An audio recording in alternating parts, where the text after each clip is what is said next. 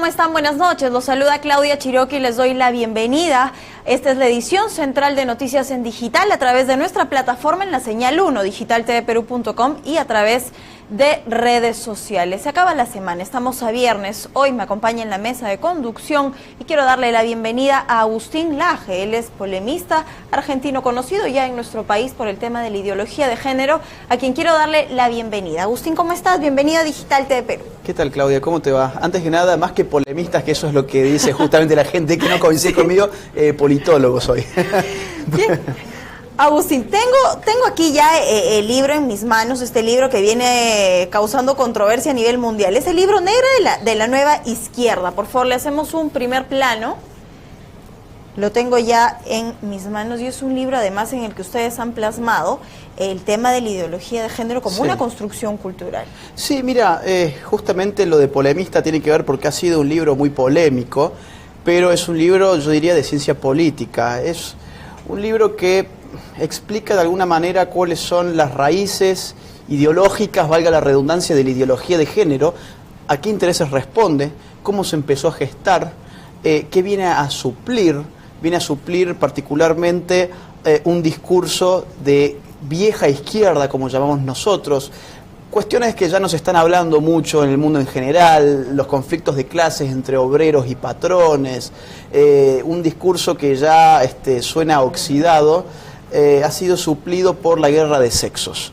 Nosotros creemos que atrás de la ideología de género lo que hay es una forma de revitalizar a grupos políticos que han quedado, si se quiere, fuera de la historia desde la caída del muro de Berlín. Es un nuevo ropaje, diría yo, de nuevos grupos políticos. Este es un libro de política, eso tiene que quedar claro. No es un libro de religión, por ejemplo, que son enfoques válidos también los que de mucha gente que se enfrenta contra la ideología de género desde la religión, desde la teología. Bueno, este es un enfoque puramente de ciencia política, ¿no? Yo quiero que quede claro, además, para las personas que nos están siguiendo en este momento, porque es un tema en realidad que ha polarizado no solo nuestro país, polariza el mundo y que no encuentra un punto medio para poder reconciliarnos, para poder, no sé, concertar en una sola idea. Mucha gente se ve afectada, se siente lastimada por el tema. Mira, yo no sé en qué medida la polarización es real. Yo veo que si hay una polarización, ella se da entre grupos periodísticos y políticos contra grupos desorganizados de la sociedad civil.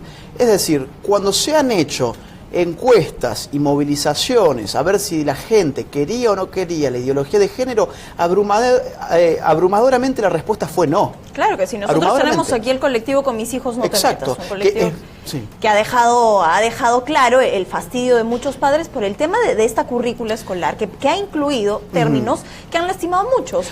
Bueno, eso nos anuncia algo que es el divorcio de la opinión pública respecto de la opinión publicada. La opinión pública es lo que el común del público opina, mayoritariamente hablando. Ahora bien, no siempre va de la mano con lo que opinan los medios de comunicación hegemónicos o con lo que opina la clase política, que muchas veces no se fija en lo que el pueblo quiere, sino en lo que quieren otros sectores, muchas veces minoritarios, pero poderosos.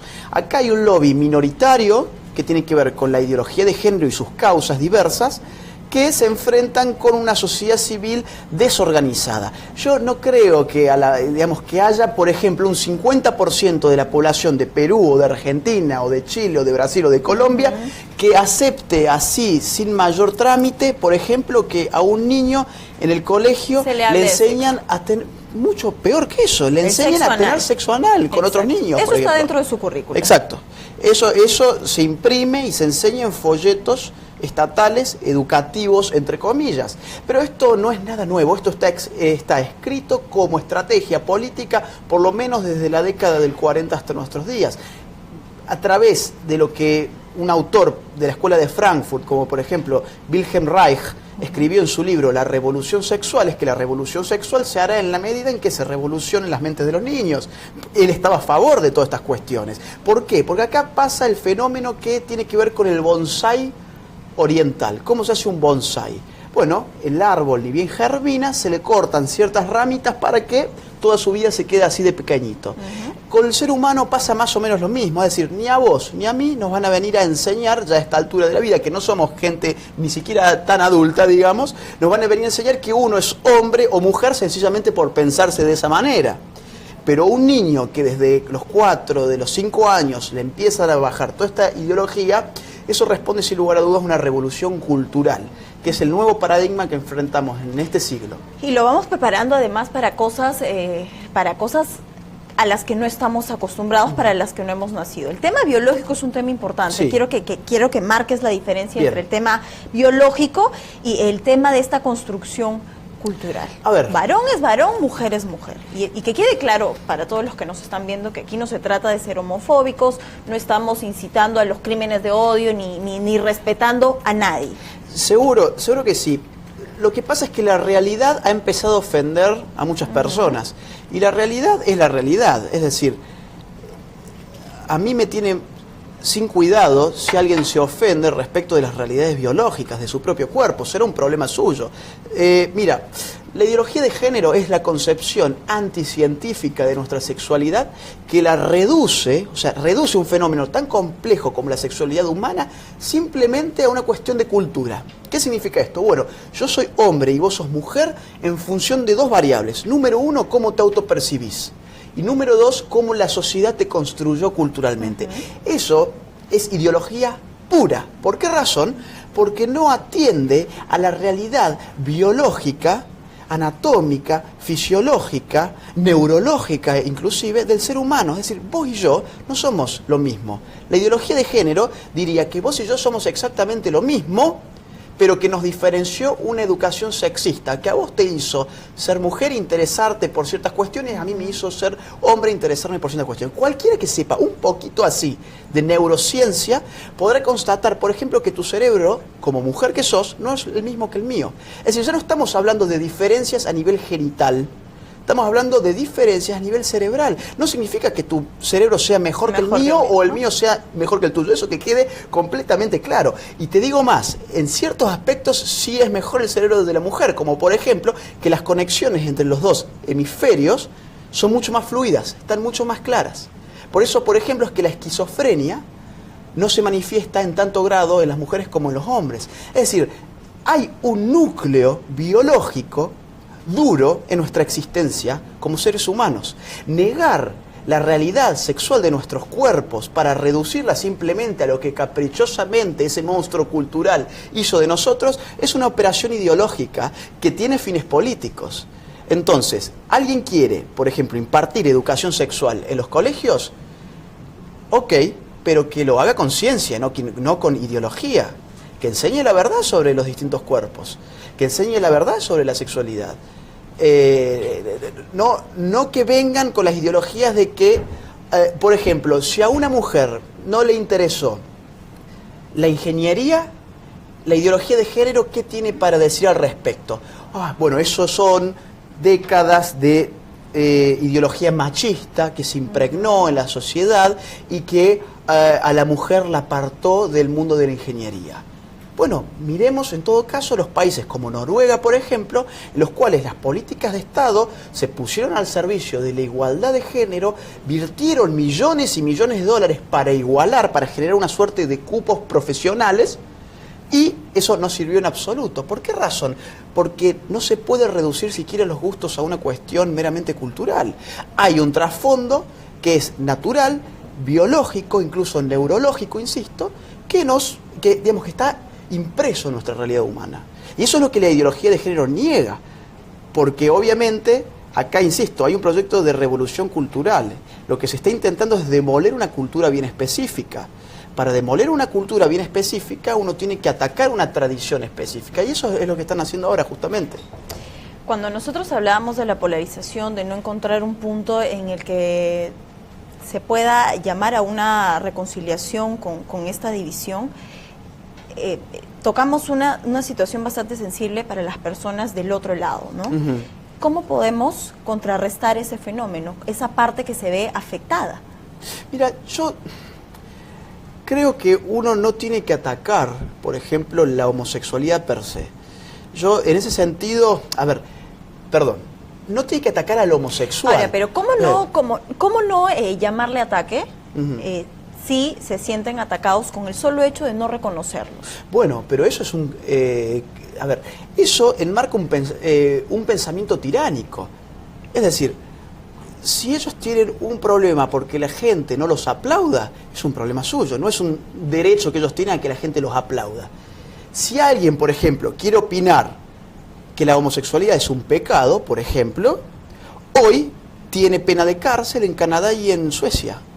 Eso no es tiránico, eso no va contra la libertad de expresión y de creencias. Atrás de todo este buenismo que está impreso en la ideología de género, se esconde una tiranía, que es la tiranía de la opinión única. ¿Cuál es la opinión única? La que responde a los dictados de la ideología de género. Hoy en España, una profesora de colegio que no se someta a la currícula escolar impregnada de ideología de género ya no solamente pone en riesgo su trabajo, sino que pone en riesgo su libertad porque puede ir presa por 6 meses. Eso es una tiranía desde donde se la mire, que cuenta a su favor con la posibilidad de disfrazarse de buenismo. Porque hoy en día, claro, yo me tengo que estar excusando porque si mi opinión ofende o molesta, por ejemplo, si yo te digo que el cambio de sexo no existe, eso es una realidad objetiva. Lo que uno puede hacer es mutilarse los genitales, puede amputarse una parte sana de su cuerpo. Ahora bien, ¿eso es un cambio de sexo? De ninguna manera. Por esa razón es que la persona que se amputa los genitales tiene que estar de por vida inyectándose hormonas, etcétera, y haciendo todo un combate contra la naturaleza. Sí. Y sin embargo, si yo digo que el cambio de sexo no existe, ¿de qué soy tachado? De transfóbico. Es decir, esta gente te termina patologizando a vos mismo por una opinión política. Vos hace un rato habías hecho mención a que, bueno, no somos homofóbicos. Ni aunque quisiéramos podríamos serlo porque la homofobia no existe. Es decir, ¿qué es la homofobia? ¿Qué es la transfobia? Es una fobia. ¿Qué es una fobia? Es una enfermedad psiquiátrica. La homofobia o la transfobia no están catalogadas en los manuales de psiquiatría como el DSM-5, por ejemplo. Entonces, ¿qué es en definitiva una homofobia? Que no es una fobia, es un término político para patologizar a todos aquellos que no están, digamos, de acuerdo con la ideología de género. Vos fíjate, estos artilugios lingüísticos son constantes. Cambio de sexo, homofobia, al aborto, ¿cómo lo llaman? Interrupción del embarazo. Vayamos a ver qué es la interrupción. La interrupción es el cese transitorio de una actividad para su posterior reanudación. ¿La vida se reanuda cuando se acaba? No. Entonces el aborto no es interrupción, el aborto es muerte, es asesinato. Sin embargo, acá hay una guerra también de las palabras, el lenguaje. Hay muchas conquistas y colonizaciones lingüísticas que estos grupos han hecho y que nos han impregnado a nosotros de culpa. Entonces estamos pensando a ver cómo no ofenderlos. Si yo te cuento, por ejemplo, que en las marchas LGTB de muchos países, incluyendo la Argentina, hoy en día una consigna digamos, que se ve cada vez más es la siguiente: hetero muerto, abono para mi huerto. ¿Qué significa? Heterosexual muerto nos sirve a nuestra causa. ¿Vos te pensás que algún medio de comunicación se escandalizó por eso? ¿Alguien dijo ellos son heterofóbicos? No, absolutamente no, porque no escandaliza. No escandaliza porque no interesa. Lo que interesa siempre es cuando las cuestiones son al revés. Te cuento una anécdota muy pequeña. Hace 1 mes y medio con Nicolás Márquez estuvimos en la ciudad de Mendoza, Argentina, haciendo la presentación de este libro y fueron más o menos 650 personas, quedaron otras cientos afuera porque ya no había más capacidad. Fue un evento muy importante para esa ciudad, sin embargo no fue un solo medio de comunicación. ¿Qué ocurrió? Hicieron 9 amenazas de bomba mientras yo estaba hablando y llegó la policía de antiexplosivos. ¿Llegó algún medio de comunicación? Ninguno. ¿Qué hubiese pasado si este libro era pro-LGTB o era feminista, por ejemplo? Sería tapa nacional en todos los periódicos de Argentina. Entonces yo insisto, no creo que la brecha en verdad sea tanto dentro de la población, yo creo que son entre grupos de poder.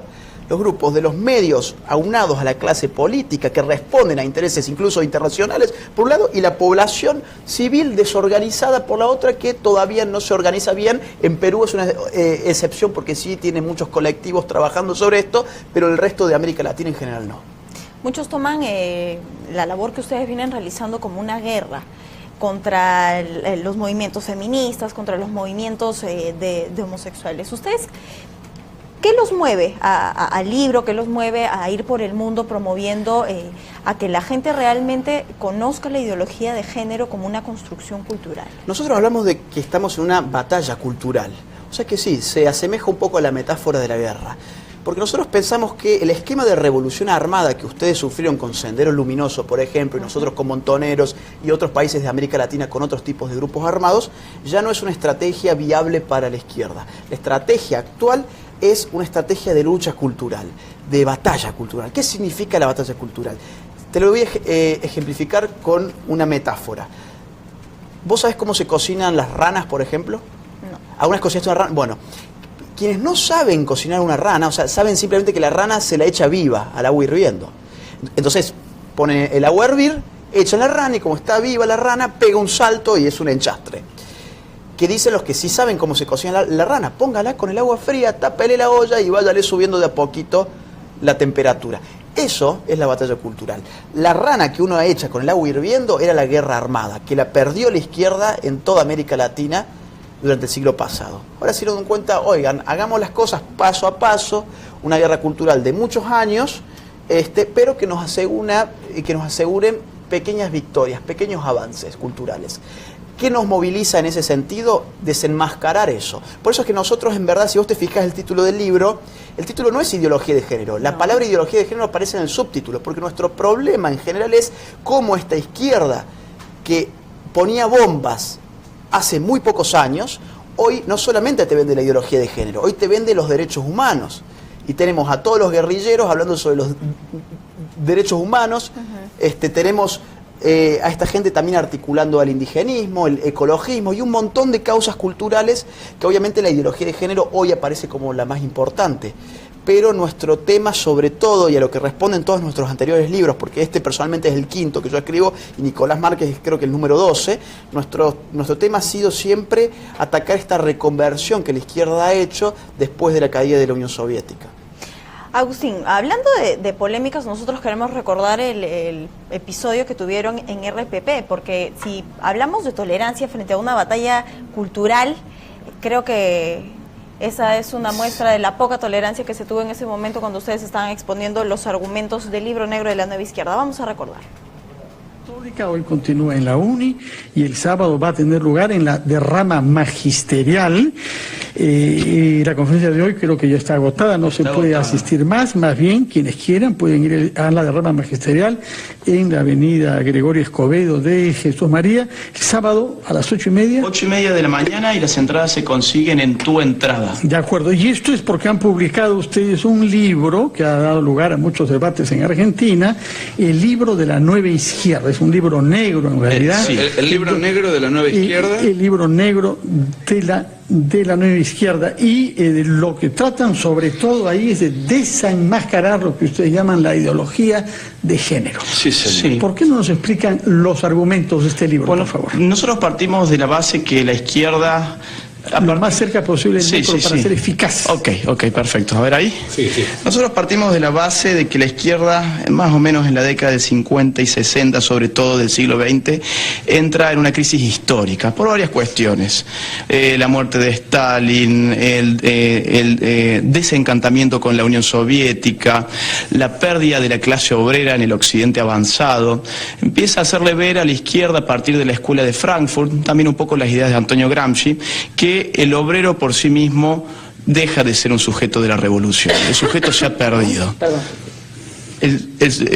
Entonces ahora la izquierda se empieza a preguntar cómo sigue esta lucha sin la clase obrera, que era de la cual Marx había escrito, no tiene nada que perder más que sus propias cadenas. ¿Cuándo? Haciendo la revolución.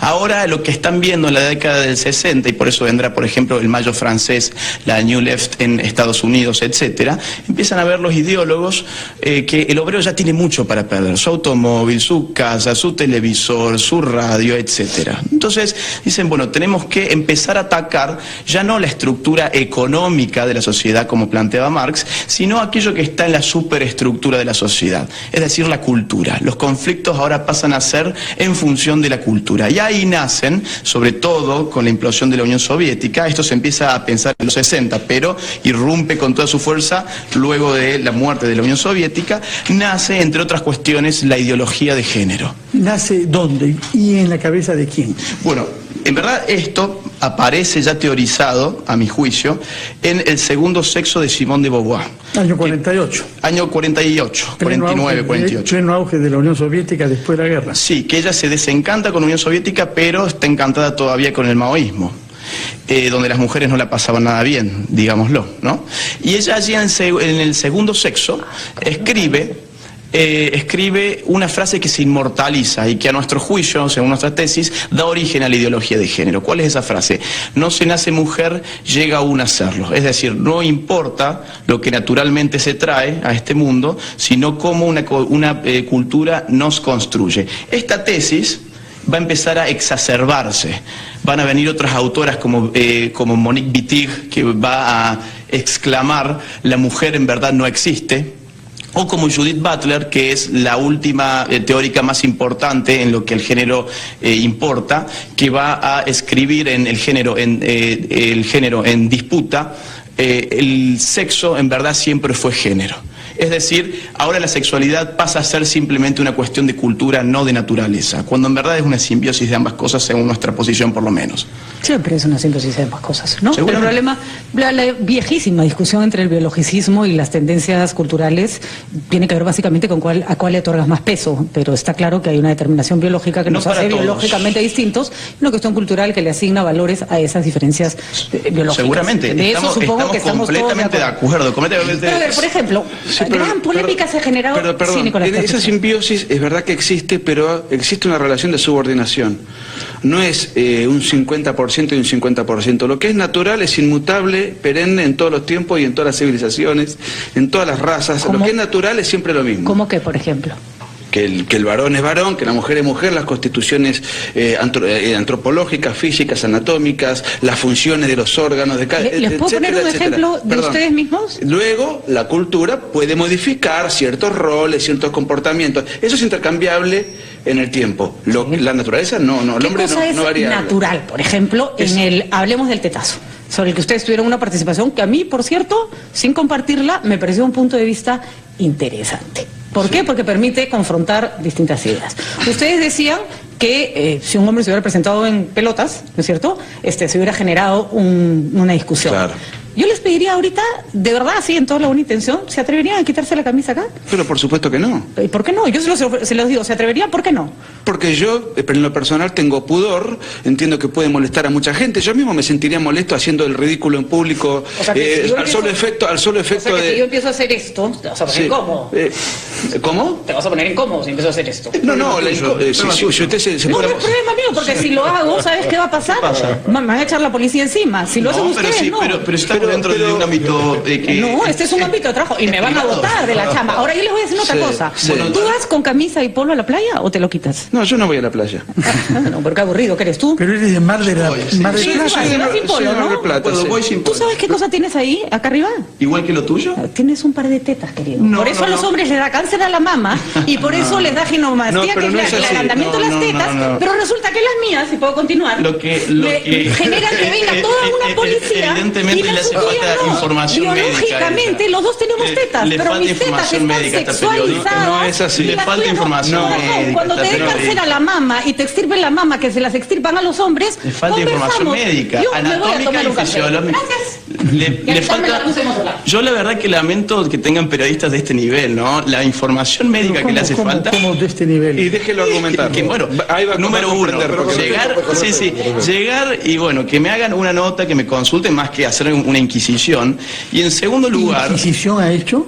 ¿Ha Y hecho yo- algunas preguntas para entender? Preguntas Una fueron eso. pregunta que no dejó responder, se fue antes de que responda. se falta que respondamos. Ni Y siquiera aparte dejó con responder. información completamente anticientífica, que vaya a una facultad de medicina y que la expliquen, por favor, desde la anatomía y desde la fisiología, lo que es un seno de una mujer y lo que es un seno de un hombre. Por empezar, la mujer puede llegar al orgasmo a través de la estimulación de sus pezones, por ejemplo. El hombre no. El hombre no. Es decir, y más allá de eso, lo que nosotros nos oponemos en el tetazo no es simplemente que la mujer muestre los senos. A mí eso no me importa. Lo que nos parece ridículo es el análisis político, ideológico que se hizo de ese tema. Fíjense usted la ridiculez. Ellas se quejan porque en público no pueden mostrar los senos. ¿Bien? ¿Qué ocurre? Quieren mostrar los senos públicamente, van 150 mujeres y 400 hombres a mirarlas. Yo fui a traer un café y entonces de mis tetas, no sé, pues. O sea, no, ahí está clarísimo que el tema está sexualizado por la Tampoco cultura. No puede tener la tesis, Agustín. ¿Me van a hacer una nota o una inquisición? Digamos? No, yo estoy usando los mismos métodos que usan ustedes. Nada más. Ridiculizar el argumento ajeno. En fin, chicos, ya. Que yo deba poner, Tira un solo dato. Es la hora de hacer una pausa, así vamos a tratar de retomar nuestras ideas en conjunto y retomaremos nuestra conversación. Y nosotros recordábamos este incómodo momento en RPP hablando de tolerancia. Yo creo que finalmente un debate se rebate con argumentos y en este momento no hubieron argumentos de por medio. Creo que solamente se dejó llevar no sé, fue muy pasional en ese momento. ¿Ustedes cómo se sienten? Porque con argumentos como esos, con reacciones como esas, se encontrarán a diario donde van a hablar del libro y a mostrar su posición. Mira, yo no sé si tan a diario, porque en Argentina ya se percataron de que la mejor estrategia para enfrentarse a nosotros es directamente no dialogar, lo cual es bastante paradójico, porque se supone que estamos enfrentándonos a los colectivos de la tolerancia y de la diversidad y del pluralismo. En Argentina tuvimos varios debates donde la otra parte no salió muy bien parada, bueno, como es el caso de esta señora, y están por internet y cualquiera los puede ver por YouTube, para constatar que hace bien aquellos que responden a la ideología de género de no enfrentarse en un debate, porque generalmente hacen el ridículo. Mira, nosotros siempre nos hemos visto como dos nadadores que nadaron toda su vida contra corriente. Totalmente. Para nadar contra corriente uno tiene que hacer un esfuerzo mucho mayor, que traducido a lo que nosotros hacemos significa leer absolutamente toda la bibliografía que podamos, meternos con distintas ramas del conocimiento que no serían en primera instancia propias de nuestros campos de investigación, como por ejemplo la fisiología o la anatomía. Yo ahí a Del Río, cuando ella me dice, vos tenés un par de tetas como las mías, evidentemente no son como las de la mujer, porque desde algo tan propio del sentido común yo no puedo darle mis pechos a un hijo. Médica, claro. Le falta información y formación biológica y periodística también. O sea, más allá de lo médico, que eso está bien, ella no tiene la obligación de por qué tenerla, le falta información periodística, pues yo supongo que dentro de la ética periodística uno debe escuchar a quien se supone que ha investigado. A quien se está invitando finalmente para exponer un tema. Sin duda, pero te cierro la idea. Entonces, cada vez que nosotros nos enfrentamos justamente con personas que han nadado toda su vida con la corriente, se piensan que con un par de eslogans uno puede ganar esa lucha. Y la verdad es que esto es igual a poner a un nadador que fue contra la corriente toda su vida contra uno que se dejó llevar por el río siempre, y vas a saber quién va a irle bien y a quién no le va a ir bien en esa competencia. Y eso es lo que pasa. Entonces, generalmente tiene estas reacciones ultraviolentas porque nunca nadie les dijo antes estas cuestiones. Y eso es lo más preocupante. Y no haya nadie que antes le haya dicho, ¿sabes qué? En verdad, lo que vos tenés en tu pecho no es idéntico a lo de un hombre. Yo no digo que sea malo ni que sea bueno, etcétera. Digo, no me mientas de que mi cuerpo es exactamente igual que el tuyo, porque no es igual. Eso es ideología de género, justamente. Nosotros, luego de ver la segunda parte, quiero que también nos cuentes cuál fue la reacción de la derrama magisterial frente a este tema, que sin motivos también se hizo un lado. Vamos a ver la segunda parte de este episodio en RPP. Como ha quedado patente por polemistas argentinos que han escrito un libro, el libro negro de la izquierda, que ha dado lugar a muchos debates en Argentina y que han sido invitados al Perú para dar algunas conferencias y tener un intercambio en el Congreso de la República también. ¿Podrían contarnos, por favor, lo del Congreso? Yo quisiera dar un cierre a lo anterior porque no se me dejó hablar. El fin de esta historia, 150 mujeres se juntaron en una plaza pública a mostrar los senos y el resultado fue que el doble de hombres fueron a mirarle los senos. Es decir, si el patriarcado tiene algún interés, no es a que la mujer oculte sus senos, es a que los muestre. Entonces la queja era doble. En primer lugar fue porque no los podían mostrar y en segundo lugar fue que por qué habían ido a verlos. Entonces, ¿qué ocurrió? Violencia. ¿De quiénes? De las mujeres contra los hombres que se habían acercado de ese lugar común. Entonces, esto es el conflicto por el conflicto. Además, perdón, un poco revolviendo al argumento de la señora que pretendía hacer un striptease, en Argentina, en Argentina está la playa nudista para todos aquellos que quieran parecer desnudos y exhibirse y tener ese fetiche, y las personas que tienen más pudor y que tienen vida de familia y quieren mantener en otra atmósfera, hay playas para gente que tenga esta costumbre. Estas dos provocadoras, que eran activistas, fueron a provocar precisamente en un ambiente a sabiendas de que iban a generar un escándalo, cuando a 200 metros de allí tenían una playa nudista para practicar su desnudez sin molestar a nadie. A mí solo me gustaría que ella escuchara, ya dieron sus argumentos, más allá de que se lo han tomado demasiado a pecho, era más o menos demostrarles un argumento. Yo no quería mostrarles Yo lo único que quería probarles era, ustedes hablan de las diferencias biológicas que son inamovibles, y yo les acabo de mostrar que tetas tenemos todos, pero que ustedes sí pueden mostrar las suyas y yo no puedo mostrar las mías, porque las mías las han sexualizado, y eso es cultural, y lo lamento mucho, corazón, pero eso desbarata toda tu teoría de que la biología es la biología y la cultura no tiene nada que ver.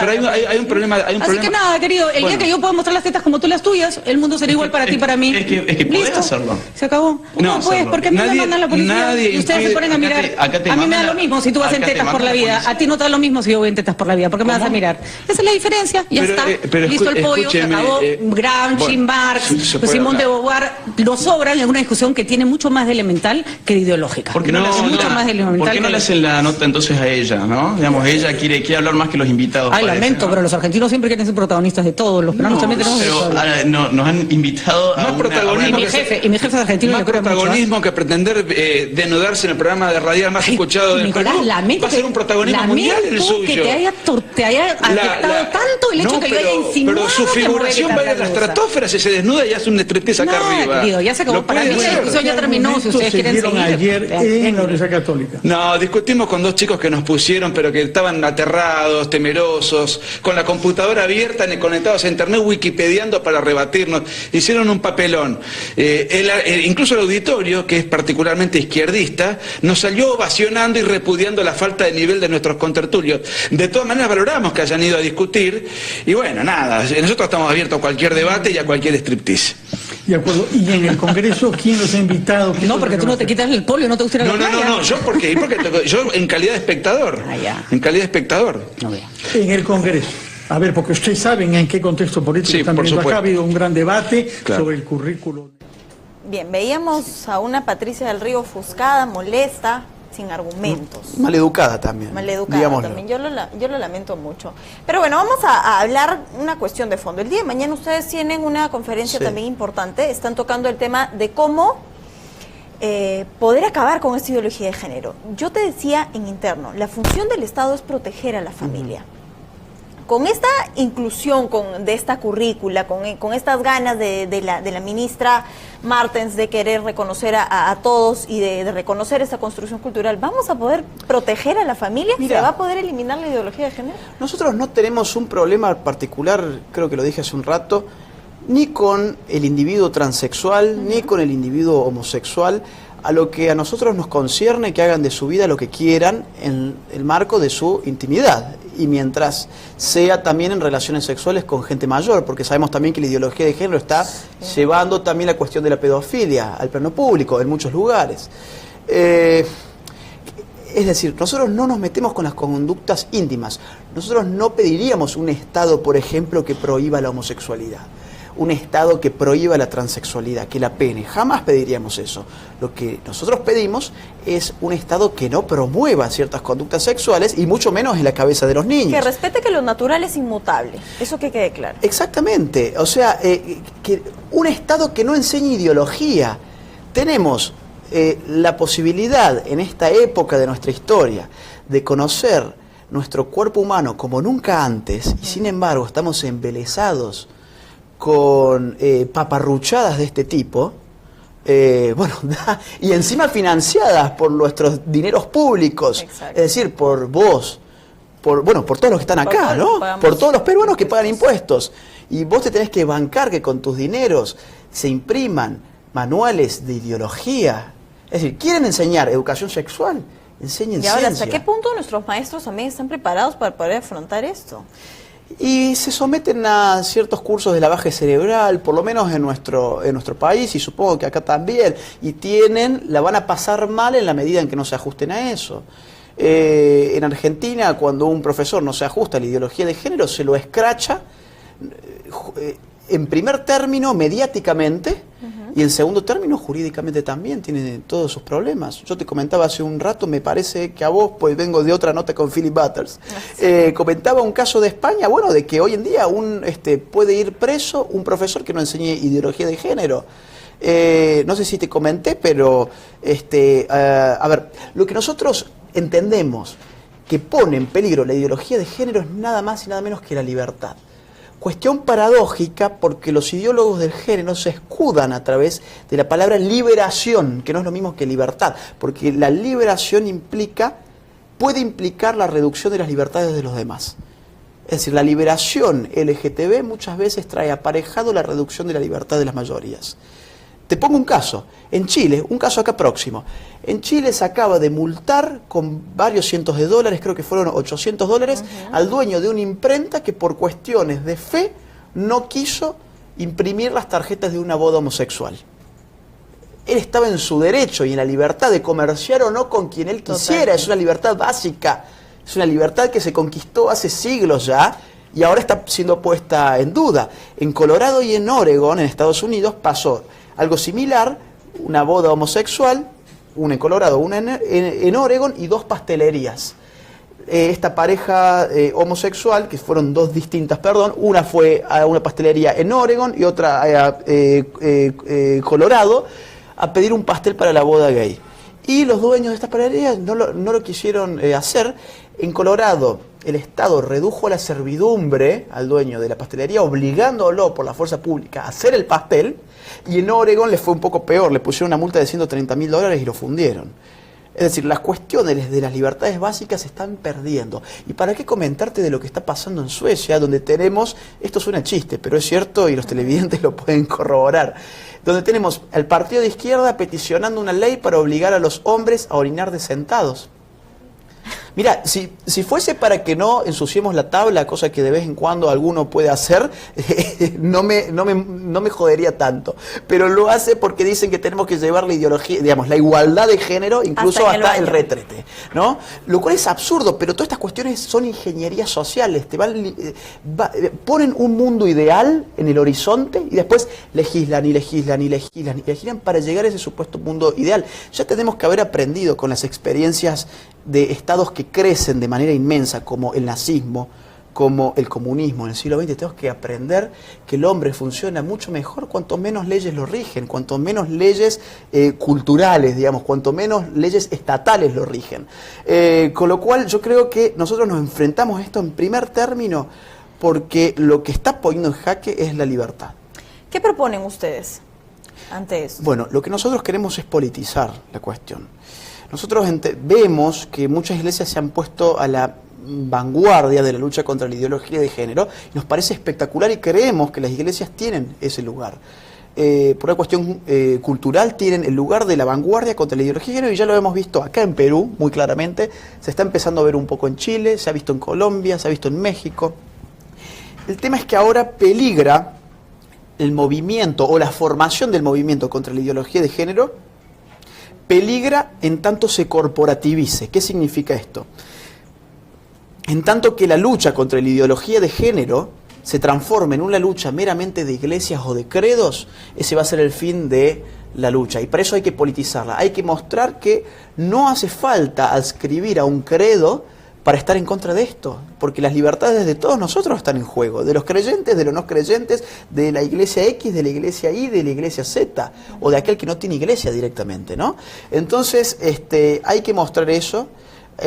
Para mostrar eso hay que politizarlo. Insisto, si se quiere seguir remarcando la cuestión teológica que está atrás del tema, muy bien, pero que se haga ver también la pata política que tiene todo esto para ir sumando cada vez más gente. A mí me encantaría, por ejemplo, aunque suene extraño, tener homosexuales en contra de la ideología de género, que los hay.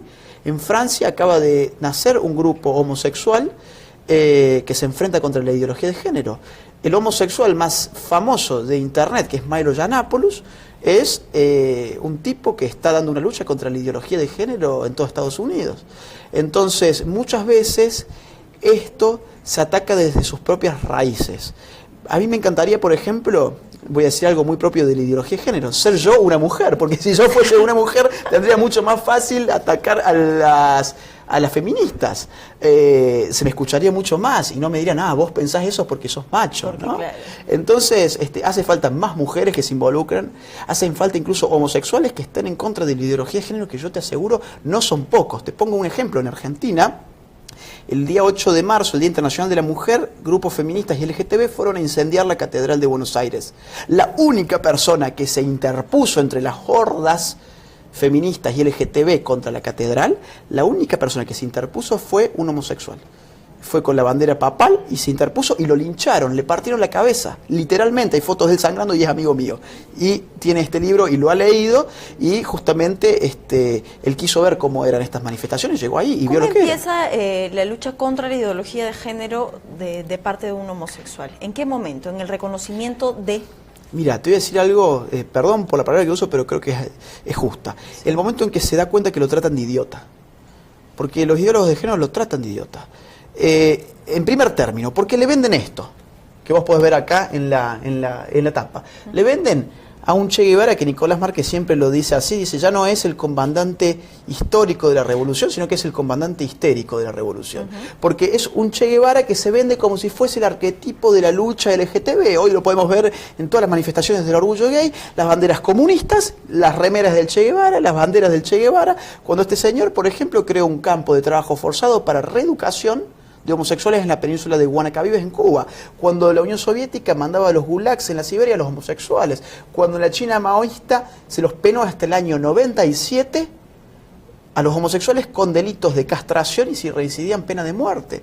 Y ahora, ¿cómo estos grupos le venden una suerte de marxismo cultural diluido a estos grupos para embanderarlos con sus propias consignas y símbolos políticos? Bueno, es porque se están tratando de lo que Lenin ya llamaba en su época idiota útil. Y hay un segundo punto, que también tiene que ver con hacerte jugar el rol de idiota. Cuando vos te ponen en el lugar de víctima, si vos tenés un poquito de orgullo de verdad, no el orgullo gay que uno ve estas marchas, digamos. Orgullo de verdad, a mí me daría pudor que me estén poniendo todo el día en lugar de la víctima, el pobrecito. Queremos que la sociedad lo aplauda por su orientación sexual. Y hay muchos homosexuales, yo tengo muchos amigos, que obviamente no les gusta esa posición de jugar a los ofendidos por todo, a los que todo les molesta.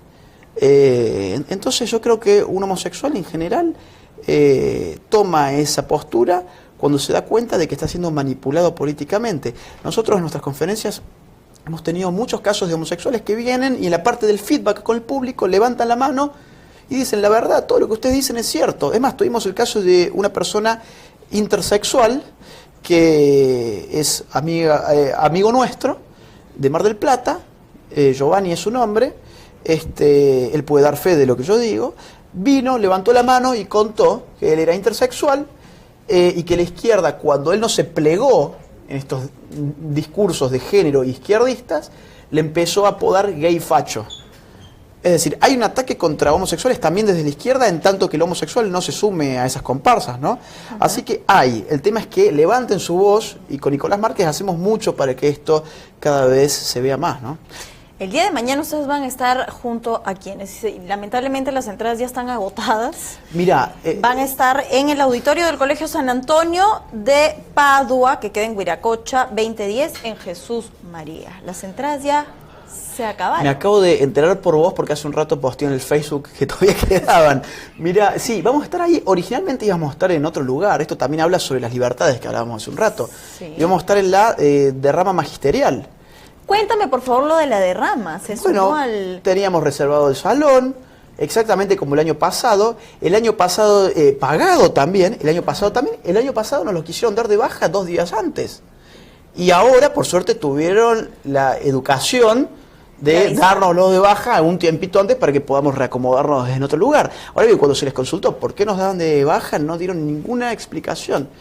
Eso es porque los tolerantes de este juego en verdad están imponiendo una tiranía de la intolerancia. Cuando uno no puede hablar y expresar su opinión política, ya no se puede afirmar con seriedad de estar viviendo en una democracia. Y acá la verdad es que no se puede. No. Es decir, vamos, reservamos, pagamos, etcétera, y cuando se enteran sobre qué tema vamos a hablar, y peor, no solo el tema, el enfoque, nos dan de baja. Y esto nos pasa no solamente en Perú, en cada país que visitamos. Yo vengo de Chile, por ejemplo, y en Chile hace muy poquito tiempo, de la Universidad Católica, nos dieron de baja 24 horas antes. ¿Por qué razón? Porque un lobby homosexual que se llama Móvil H, cuyo líder además está vinculado con la pedofilia, y hay pruebas de eso, y hay incluso dichos de personas que han sido víctimas de él, le escribió el rector de la Universidad de Chile, la Universidad Católica de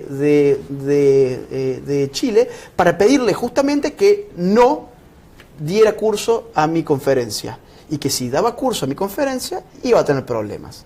Entonces, 24 horas antes la dieron de baja. ¿Qué es eso? ¿Eso es la libertad, la diversidad, la tolerancia, el pluralismo? No, eso es una tiranía que se encubre en banderas muy lindas, pero que no son ciertas. Totalmente, y ustedes ya estarán curtidos con estos episodios. Completamente. O sea, ya cuando nos avisan, se dio de baja el salón... Ya lo esperábamos, tenemos un plan B. Sí, tenemos un plan B, y si no hay un plan B, vamos a tener un plan C. Si tenemos que ir a hablar a una plaza pública con un megáfono, pero de cuidado que lo vamos a hacer. Es decir, no nos van a callar, y cada vez que nos quieren callar nos hacen más fuertes. Cada vez que nos censuran el Facebook, nos empiezan a seguir miles de personas más, pues nos lo censuran el Facebook también, ese es otro tema. Nos censuran el Facebook una vez por mes por lo menos. De hecho, el Facebook de Nicolás Márquez hoy en día está bloqueado por un mes. Así que cada censura que llega en verdad nos fortalece. Si tenemos que terminar hablando de una plaza con un megáfono, lo vamos a hacer. Quiero compartir contigo un poco lo que la gente está comentando en redes de tu presencia hoy aquí en la edición central. Tienes saludos de todo. Está México, está Paraguay. Depende de nosotros cuidar nuestra generación y la venidera, por supuesto. Saludos a todos.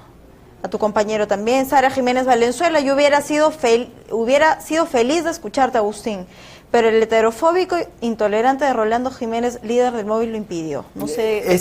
Bueno, eso fue en Chile lo que yo te comenté, que 24 horas antes nos cancelaron la charla en la Católica, y hubo gente que no se enteró, claro, porque no se puede comunicar a toda la gente y que se entere en un día, toda la gente de un cambio. La gente de la Universidad Gabriela Mistral nos abrió sus puertas, pero hubo gente que obviamente fue a la Católica y se dio con que el evento estaba censurado, no clausurado, censurado. Agustín, cuéntame un poco cómo es el trabajo que ustedes realizan con el colectivo No Te Metas Con Mis Hijos. ¿Trabajan activamente, intercambian? No, realmente no. Nosotros somos escritores, sencillamente, no somos militantes políticos, no somos candidatos políticos, si bien nos han invitado algunas veces a hacerlo. Nosotros creemos que nuestro papel para jugar es el papel del intelectual orgánico, digamos. La persona que escribe libros, investiga, da argumentos y trata de movilizar desde sus conocimientos al resto de la gente. Nos encanta lo que el colectivo hace, pero no somos parte orgánica. En primer término, pues no somos de Perú. Sin embargo, tengo entendido que en el evento de mañana ellos tienen su participación, va a estar Cristian Rosas. Y además han promovido el evento en No, siempre. Tenemos vínculos muy amigables. Ellos nos ayudan muchas veces con las difusiones de nuestras cuestiones. Queremos mucho a Cristian Rosas, de hecho somos muy amigos, pero no somos parte orgánica de ese movimiento. Somos dos francotiradores nosotros, estamos escribiendo full time, dando charlas full time, así que en verdad una participación política como líderes políticos no la tenemos, ni siquiera como líderes de masas. Hacemos libros, escribimos para que la gente lea y se informe, y hasta ahí llega en verdad nuestro rol. Pero son reconocidos como líderes, porque estos temas jalan sin lugar a dudas masas, y ustedes lo han logrado. Yo quiero que te quedes conmigo, porque quiero invitar a toda la gente que está siguiendo nuestra transmisión a hacer preguntas, a participar de esta entrevista. Se encuentra con nosotros Agustín Laje, y además quiero contarles algo importante a ustedes que siguen Digital TV Perú, y es que todos los consumidores están buscando vivir mejor. Por eso escucha el siguiente consejo.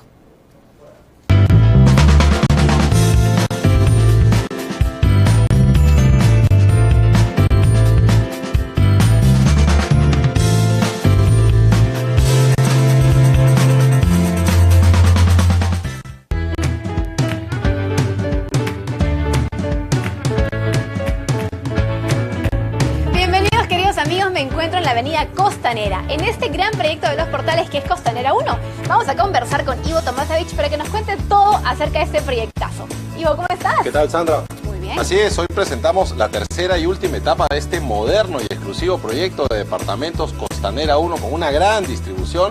Aquí vamos a ofrecer departamentos de hasta 3 dormitorios, todos contarán con dormitorio principal con baño incorporado, sala, comedor, cocina, área de lavandería, acabados de primera, Sandra. Además, cada torre contará con áreas comunes independientes como piscina, zona de parrilla, salón de usos múltiples, áreas verdes, zona de juego para niños, una lavandería común, así que un gran proyecto con un gran diseño arquitectónico y estructural. Ivo, por favor, entonces, ¿dónde estamos ubicados? ¿Dónde está este proyecto? Sí, estamos ubicados en plena nueva avenida Costanera, estamos muy cerca a colegios importantes, universidades, centros comerciales como Minca y Plaza San Miguel, avenidas importantes como la Marina, la avenida Fawcett y además muy pronto se inaugurar, Sandra, la nueva futura avenida Costa Verde que va a conectar Chorrillos con el Callao en 30 minutos y que nos va a acercar a distritos importantes como Magdalena, Miraflores, San Isidro, así que es un sitio de gran revalorización y altísima conectividad.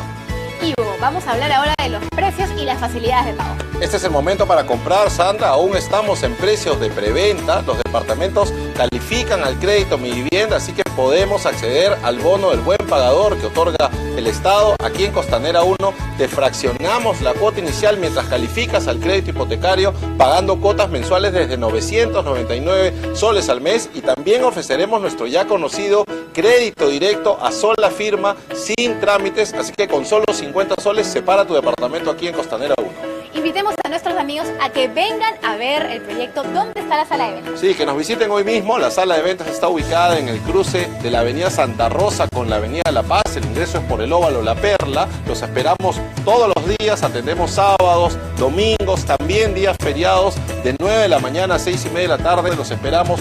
Vengan hoy mismo y separen su departamento aquí en Costanera 1 con los portales.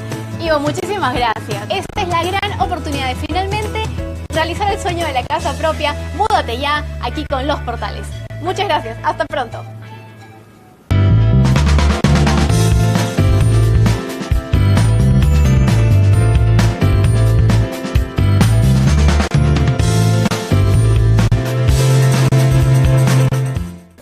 Mejoramos tu ciudad, mejoramos tu vida. Ellos han sido los portales. Nosotros seguimos en una entrevista con Agustín Laje y además quiero que ustedes sean parte de esta transmisión. A ver si me ayudan por favor con la pregunta.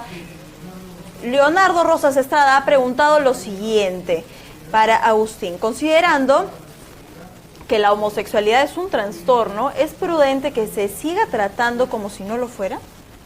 Primero, vamos por partes. Sí. ¿La homosexualidad es un trastorno? Mira, lo que yo tengo claro es que se desclasificó como trastorno no por evidencias científicas, sino por votación popular de los psiquiatras. Es decir, no hay evidencias científicas de que no sea un trastorno para haberlo quitado como trastorno en el marco de la psiquiatría. Hubo una junta como lo que podemos tener acá, levantar las manos, quienes estamos a favor de que sea considerado un trastorno y quienes no, y listo. Ahora, la ciencia no es una cuestión de mayorías. No. Ese es el problema.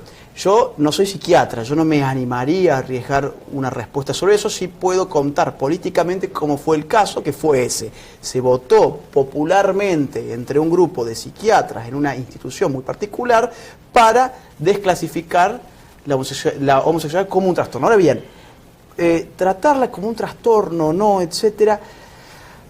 Otra vez, yo sé que no muchos van a estar de acuerdo de los que están mirando esto conmigo, pero creo que en este momento no hay que meterse, no hay que atacar al individuo homosexual, hay que atacar a la ideología homosexualista, que es otra cosa, que es la ideología que a uno le exige prácticamente que aplauda a alguien por su orientación sexual. Y yo creo que, insisto con lo que dije hace un rato, cuantos más homosexuales se den cuenta de que están siendo, que se los toma como idiotas, en ese punto se va a poder generar algo bastante interesante.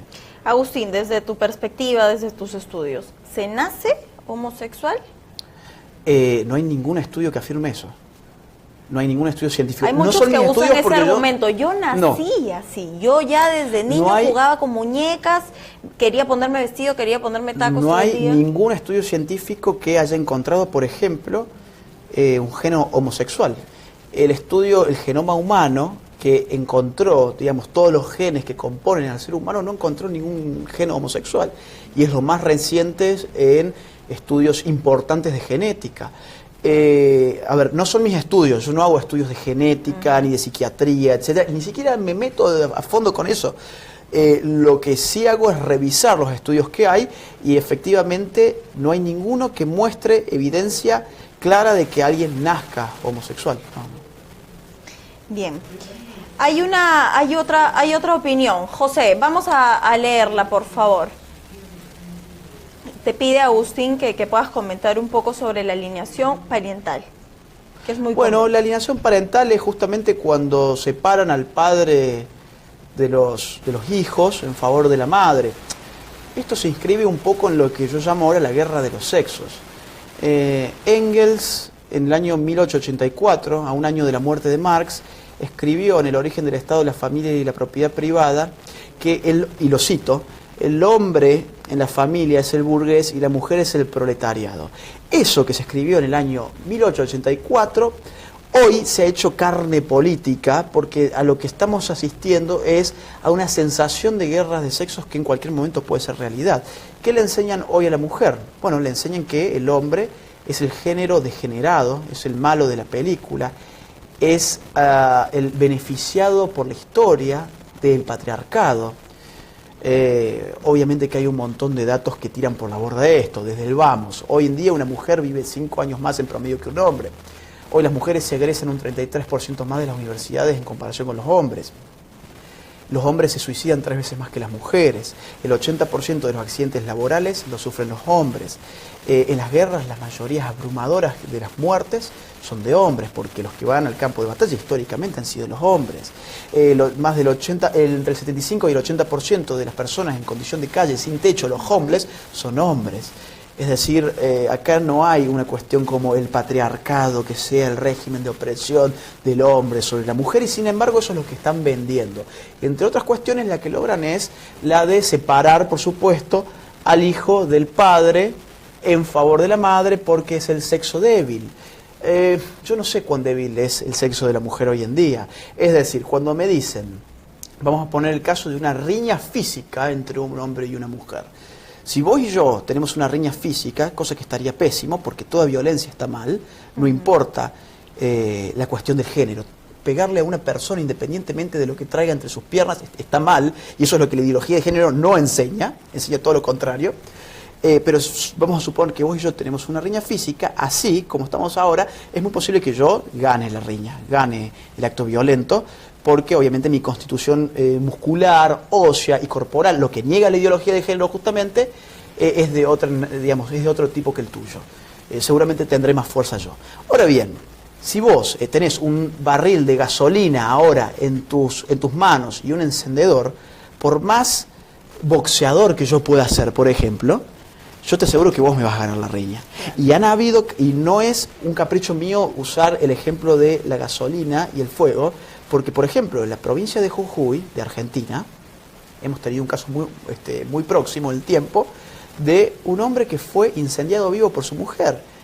Y ese caso, como no responde a la ideología de género, es ocultado no solamente por los grupos del feminismo y los LGTB, sino ocultado por los medios de comunicación y la clase política. Entonces, lo que se vende muchas veces como el sexo débil, en el mundo actual, yo creo que no corre más. De hecho, en un mundo en el cual la fuerza de trabajo cada vez se vincula menos a la fuerza física, la mujer está mucho más integrada también en el mundo económico. Te pongo un número concreto. En el sector económico mundial de los servicios, que es el sector más dinámico e importante de la economía globalizada, el 54% de los puestos laborales corresponden a las mujeres. Es decir, estamos hablando de 4 puntos más en comparación con los hombres. Entonces, si la mujer alguna vez efectivamente fue el sexo débil, yo creo que cada vez lo es menos. Y no gracias a los discursos de odio del feminismo, sino gracias a la evolución del sistema político y económico que ellos tantos odian, que es el capitalismo. Porque en última instancia, estos grupos tienen un discurso contra el capitalismo y contra Occidente, que paradójicamente es el sistema y la cultura que más libertades les dio y que más ha igualado en términos reales a la mujer y al hombre. Es decir, el hecho de que hoy, por ejemplo, las mujeres, insisto, tengan un rol importante en la economía mundial, siendo la mayoría en el sector de los servicios, no obedece a ni una menos, por ejemplo. Obedece a que las fuerzas productivas evolucionaron en cierto sentido gracias a un sistema que nació en Occidente y que le permitió a la mujer aportar porque ya no necesitaba más de su fuerza física. Con lo cual, digamos, estamos viviendo una paradoja, que es que la mujer nunca ha sido tan libre y tan parte del mundo social como hoy, y sin embargo es cuando la mujer más, o cuando ciertas mujeres, perdón, no vamos a decir la mujer, cuando ciertas mujeres exacerbadas y radicalizadas más se oponen al sistema que les brindó esas libertades y que les brindó ese rol tan protagónico en la sociedad. Cuando nos hablan, por ejemplo, de que la mujer está fuera de las esferas estatales, fuera de la política, también es un mito. Es decir, ustedes estuvieron a esto de tener a una jefa de Estado mujer. En Argentina la tuvimos por 8 años. En Chile la tienen hasta el día de hoy. Tuvieron a Dilma los brasileros hasta hace muy poquito tiempo, y 2 periodos también. El país más importante de la Unión Europea, Alemania, tiene a su jefa de Estado que es mujer. En Estados Unidos, por esto, nos salió también una mujer. En Gran Bretaña se acaba de elegir a Theresa May, una mujer, como también jefa de Estado. Entonces, es decir, la mujer nunca ha tenido tanto protagonismo. Y sin embargo, donde nunca han tenido un protagonismo la mujer, por ejemplo, en la Cuba castrista, por ejemplo, en la Unión Soviética. Y sin embargo, son países y sistemas que el feminismo radical y los LGTB jamás critican. Jamás critican porque, en cierta forma, los ideólogos de ese tipo de regímenes son los que les han brindado los argumentos que hoy constituyen aquello que llamamos ideología de género. ¿Esta batalla la está ganando la ideología de género? Sí, yo creo que la está ganando la ideología de género porque controla mecanismos muy importantes para una sociedad como la que vivimos hoy. Es decir, en una sociedad que se ha llamado la sociedad de la información, quien controla la información controla el poder. Y quienes controlan la información, por lo menos en términos de medios tradicionales, hoy en día son los que responden a la ideología de género. Quienes controlan los resortes estatales de todos nuestros países son aquellos que responden a la ideología de género. Incluso más, están empezando a infiltrarse mucho en las iglesias, con lo cual yo veo, sin embargo, una salida a todo esto. En primer término, entender su naturaleza política, que es lo que hablábamos hace un rato, y en segundo término creo que hay un punto de fuga, porque esto es un círculo vicioso. ¿Cómo salir de una estructura en la cual Estado, medios de comunicación, parte de la iglesia, etcétera, están articulados para imponer una ideología? ¿Cómo salir de eso? Bueno, tenemos la posibilidad que nos ofrece la revolución de las comunicaciones virtuales. Te voy a poner esto en números claros. En el año 2012, el 82% de las personas que se conectaron a Internet lo hicieron para conectarse en una red social. En el año 2007, es decir, pocos años antes, solamente el 6,2% de las personas que se conectaron a Internet lo hicieron para conectarse a una red social. Eso te habla de una revolución comunicativa sin precedentes que marca nuestra época actual. ¿De qué se trata esa revolución comunicativa? Que yo hoy puedo ser un periodista sin tener un medio de comunicación. Que yo hoy con un celular puedo filmarme y armar mi video de YouTube y mi canal de YouTube. Que hoy, si no me gusta la radio que me ofrece las FM o las AM, puedo tener mi podcast, puedo tener mi diario virtual. O que sencillamente, si no me gustó una columna que subió El Comercio, tener un espacio en el cual hacer un repudio de esa columna. Es decir, son pequeñas puertas que se empiezan a abrir y no es casualidad que todos estos movimientos que son contrarios a la ideología de género se articulen por redes sociales.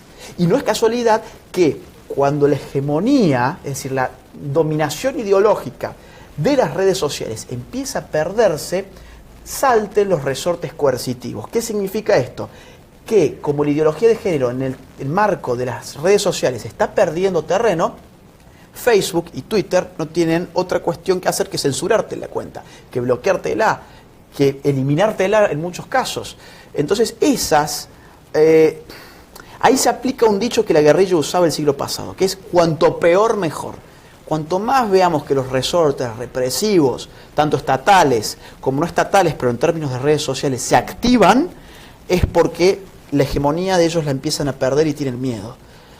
Así que esto es un proceso muy dialéctico, digamos, que tenemos que estar dispuestos a enfrentarlo con esa conciencia de, ok, esto no es fácil y vamos a tener muchas vallas, muchos palos en las ruedas. Esta articulación de la que has hablado se encuentra trabajando articuladamente, o medios de comunicación trabajan por un lado, la Iglesia de otro lado, el Estado de otro lado.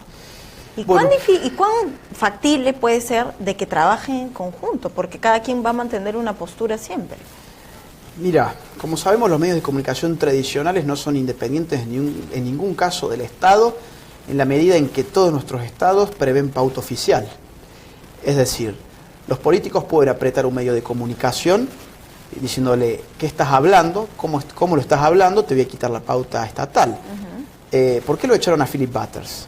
¿Simplemente por una cuestión ideológica o también porque el canal tenía intereses materiales? Yo creo que hay un poco y hay un poco, porque al mismo tiempo los medios de comunicación influyen en la constitución ideológica de las masas, que son las que terminan votando a los políticos.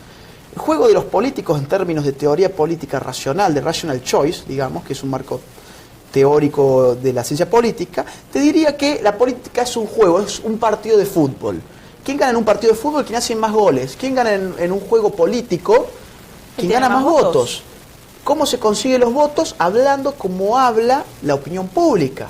El problema es cuando la opinión pública se distancia de la opinión publicada. ¿Cuál es a la cual el político tiene que responder?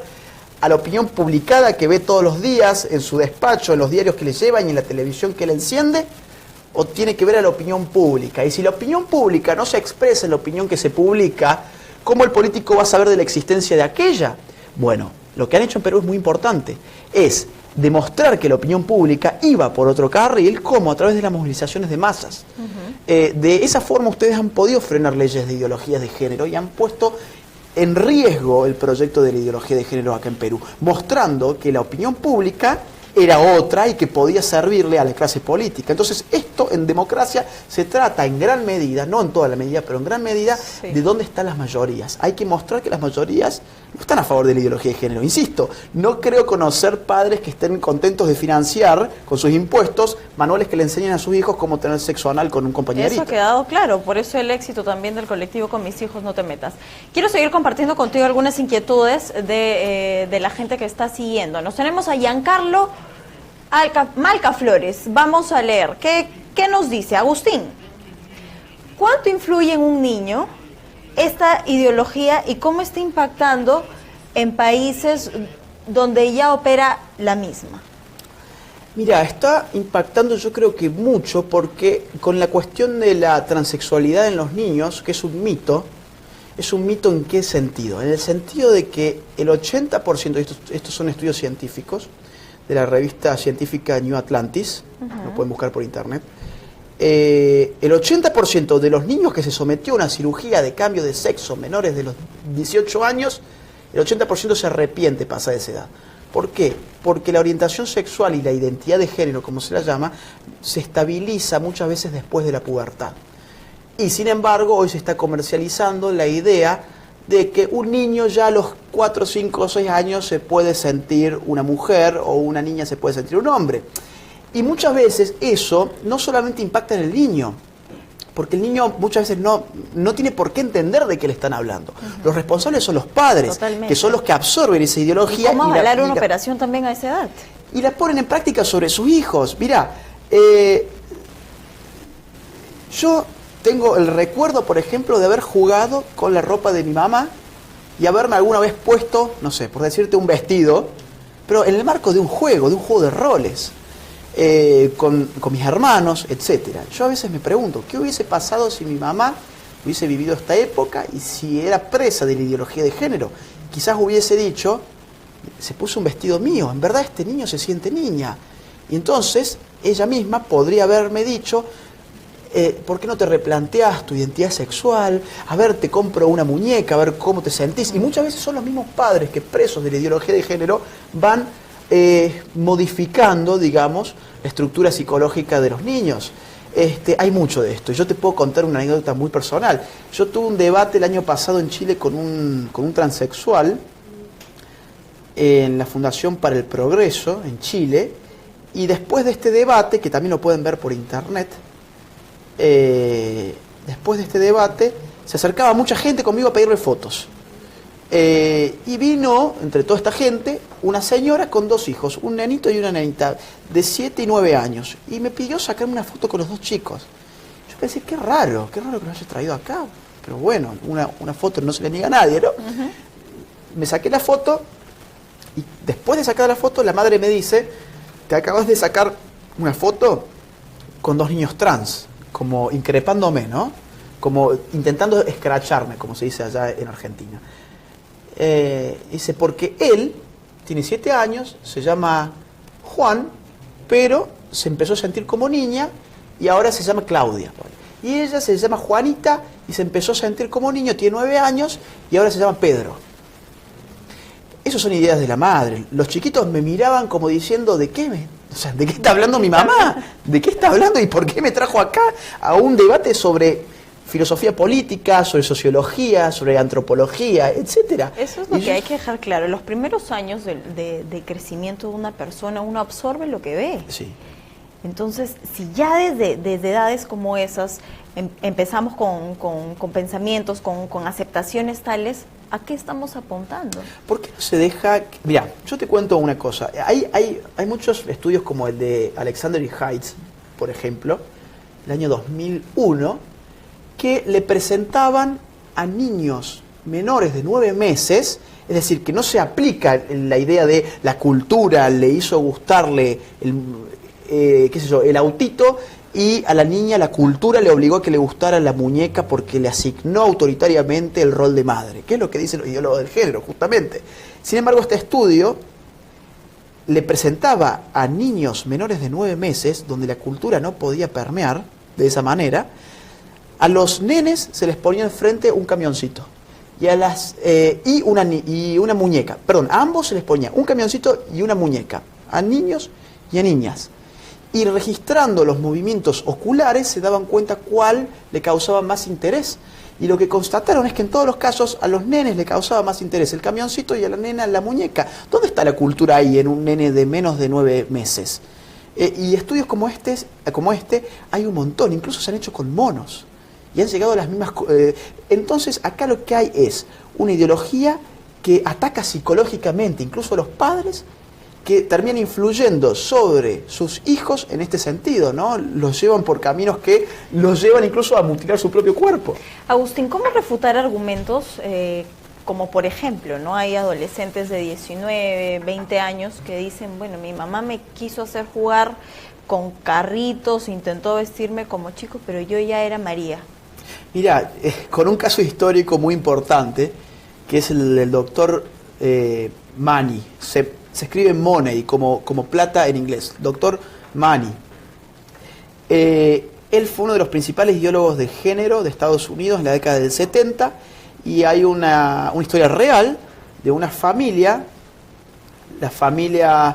se me fue, estoy súper cansado porque hace un día que no duermo, perdón.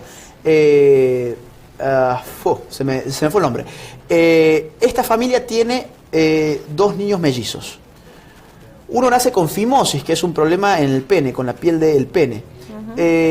Y lo someten a la circuncisión, pero la circuncisión fue mal hecha. El niño se llamaba Bruce. Fue mal hecha la circuncisión y le mutilaron el pene. Entonces la familia estaba desencajada. ¿Qué podemos hacer con esto? Y fueron al doctor Money, que ya era conocido mediáticamente porque afirmaba por la televisión en California que uno no nacía ni hombre ni mujer, sino que se educaba como hombre y como mujer. Exactamente lo mismo que hoy. Esto fue en la década del 70. Exacto. Y entonces la familia fue a ver a este psiquiatra, a este psicólogo.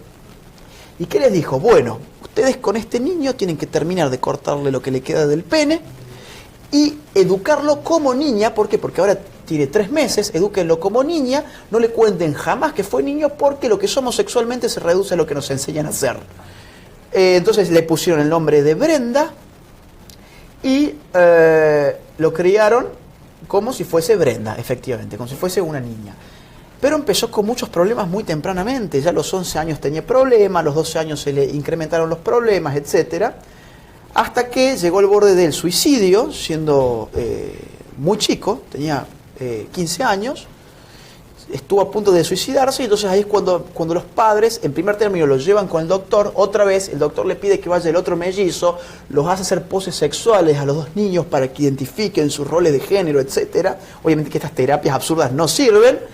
Volvió con los intentos de suicidio, hasta que los padres dijeron, no, tenemos que contarle la verdad. Dijeron, en verdad vos naciste hombre, pasó esto, te hicimos esta terapia, etcétera, pero no funcionó. Bruce, que pasó a ser Venda, se puso ahora David, por David y Goliat, porque era él peleando contra la ideología de género en la década del 70.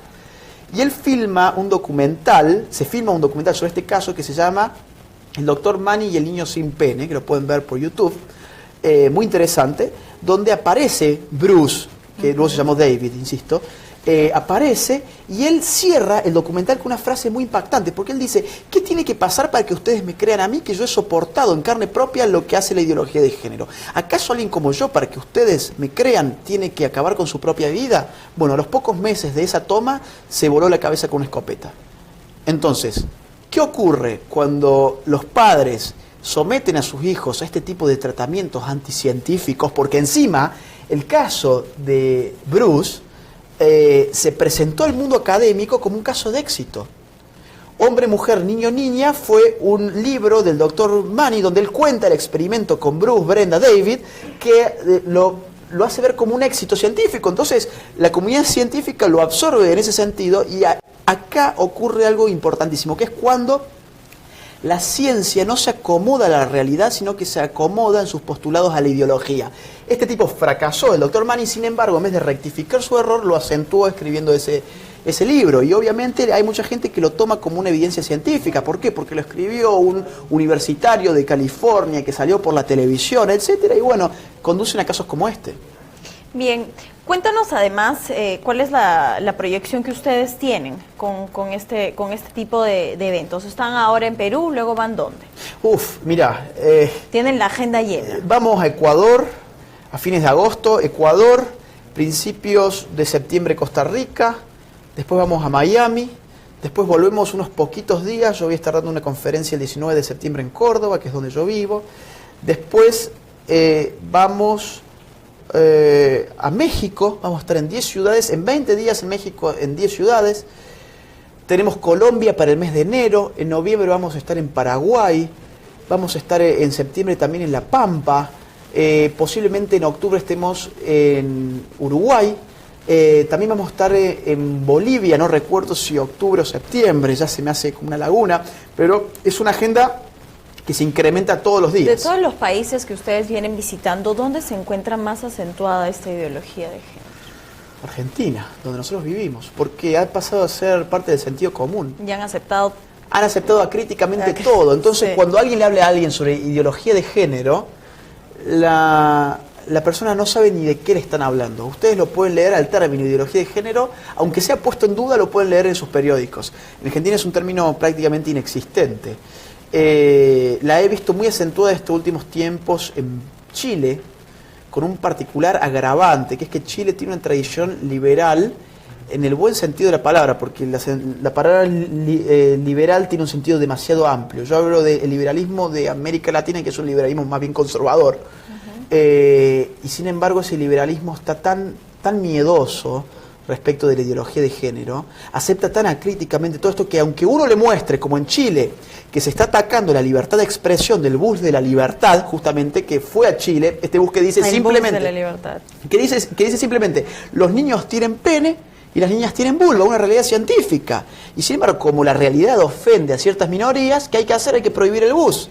Y cuando uno le muestra esto a los liberales chilenos, que se supone que sus principios son la libertad individual, cierran los ojos y ellos prefieren hablar de la libertad muchas veces en términos si hay más impuestos, menos impuestos, más gasto público, menos gastos públicos, y mientras tanto no se dan cuenta que el gasto público en gran medida se está haciendo por la ideología de género y que las libertades en general están siendo puestas en jaque por temas como este. Cuando un bus no puede circular, estamos volviendo, digamos, varios siglos para atrás, ¿no? ¿Y a qué ha pasado esto? Bueno, en nuestro norte se vio afectado por el fenómeno del Niño, luego todo el sistema de corrupción por lo de Odebrecht, y se dejó de lado esta ideología de género. Nosotros estamos esperando que se pueda hablar porque después de esta aceptación de la currícula escolar, quisieron hacer una modificación, incluyendo un glosario con los términos explicados, y eso ha quedado en stand-by. Así que vamos a ver qué es con lo que nos va a sorprender la ministra Martens. Quiero compartir contigo algo que Gino Torres a través de Facebook ha escrito. Hay una industria de fármacos y tratamientos hormonales que financian ONGs locales para promover la ideología de género. Su objetivo, introducir la ideología de género en Perú, confundir y alterar el desarrollo de los niños, garantiza el negocio perverso de la ideología. ¿Esto también se da? Bueno, mira, yo conozco casos en que sí, no he investigado a fondo el tema del negocio, para serte franco, de la ideología de género. Tiene una pata muy importante en su negocio y tiene también financiamientos multimillonarios, como de la Fundación Open Society de Soros, por ejemplo, de la Fundación Rockefeller. Es decir, esto está archicomprobado, no es una teoría de la conspiración. Es un pulpo, tiene por todos lados. Por todos lados están sus capitales, hay un negocio atrás de esto, hay muchas becas de investigación con enfoque de género. Entonces, si a mí hoy se me ocurre ir al Estado y pedir que se me beque una investigación del enfoque de género en la gestión de los hidrocarburos, o como en el caso de ustedes, de los recursos hídricos, sí, es muy posible que yo la obtenga. Ahora bien, si yo voy cuestionando la ideología de género, no me van a dar nada. Entonces, sí, hay un negocio, y no solamente con los fármacos, sino también con la cuestión del aborto. Es decir, ¿por qué Planned Parenthood también está financiando tanto el aborto en América Latina? Porque su industria abortera genera millones y millones todos los años. ¿Cómo? En primer término, cobrando los abortos. En segundo término, comercializando los fetos. Los fetos se utilizan tanto para cuestiones que tienen que ver con los órganos, llegando inclusive a cuestiones que tienen que ver con productos como cremas. Y esto no lo digo yo, se han hecho cámaras ocultas a importantes jerarcas de la Planned Parenthood, que los pueden ver por internet también, si bien los censuran a cada rato, los pueden ver por internet, donde ellos mismos, en estas cámaras ocultas, están hablando sobre, bueno, cuánto cotiza un feto que salga con la cabecita entera, cuánto cuesta en el mercado un feto sin la cabeza, cuánto con el corazón así, cuánto con el corazón de esta otra forma. O sea, hay un gran negocio atrás de la ideología de género, sin lugar a dudas. Acá hay tres patas: la política, la económica y la ideológica.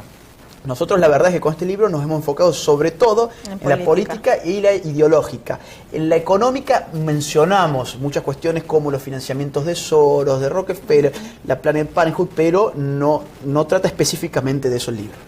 Seguimos compartiendo las opiniones de la gente que sigue nuestra transmisión. Franklin Pilco, ¿cuál es el fin de la ideología de género aparte de destruir culturas? Más que destruir culturas, destruye la sociedad. Destruye la sociedad porque te ofrece un modelo inviable en términos de la supervivencia del ser humano. En general, es decir, estamos hablando a un nivel ya no de sociedad, sino de especie prácticamente. Mira, ¿cuál es el fin? Yo te diría según qué pata de la ideología de género estemos tomando. Yo te comenté, la política, la ideológica, la económica. La económica, obviamente, si estamos hablando de fin, vamos a hablar de un fin material. El argumento que mantiene nuestro Estado siempre es que hay que ser un Estado de respeto, tolerante, inclusivo. Esa palabra, inclusivo. ¿Y quién no está de acuerdo con eso? Es decir, ¿quién está pidiendo que el Estado, por ejemplo, penalice con cárcel al homosexual? Yo, sinceramente, no conozco a nadie. Y si yo lo conociera, no estaría de acuerdo con él. Porque la libertad de un mayor de vivir su intimidad sexual como le plazca, en la medida que no sea con niños, a mí no creo que el Estado tenga que legislar eso. No creo que el Estado se tenga que meter en la cama de una persona. ¿Te das cuenta? Pero que a mí me vendan que lo inclusivo es, por ejemplo, obligarte a hacerle un pastel a una persona que por X motivo vos no querés, como insisto, el caso de Estados Unidos, o que te meta preso porque no enseñes ideología de género en el colegio, o que te meta preso porque piensas que la homosexualidad es un pecado, como ocurre en Canadá y en Suecia, o que tengas riesgos de caer bajo sanciones estatales, como Nicolás y yo estamos en Argentina con un organismo que se llama INADI, donde hay grupos en Facebook que están planificando desde hace tiempo hacernos causas en INADI. Bueno, yo no veo que eso sea inclusivo. Yo creo que eso es exclusivo, porque exclusivamente atiende a los caprichos de una comunidad minoritaria.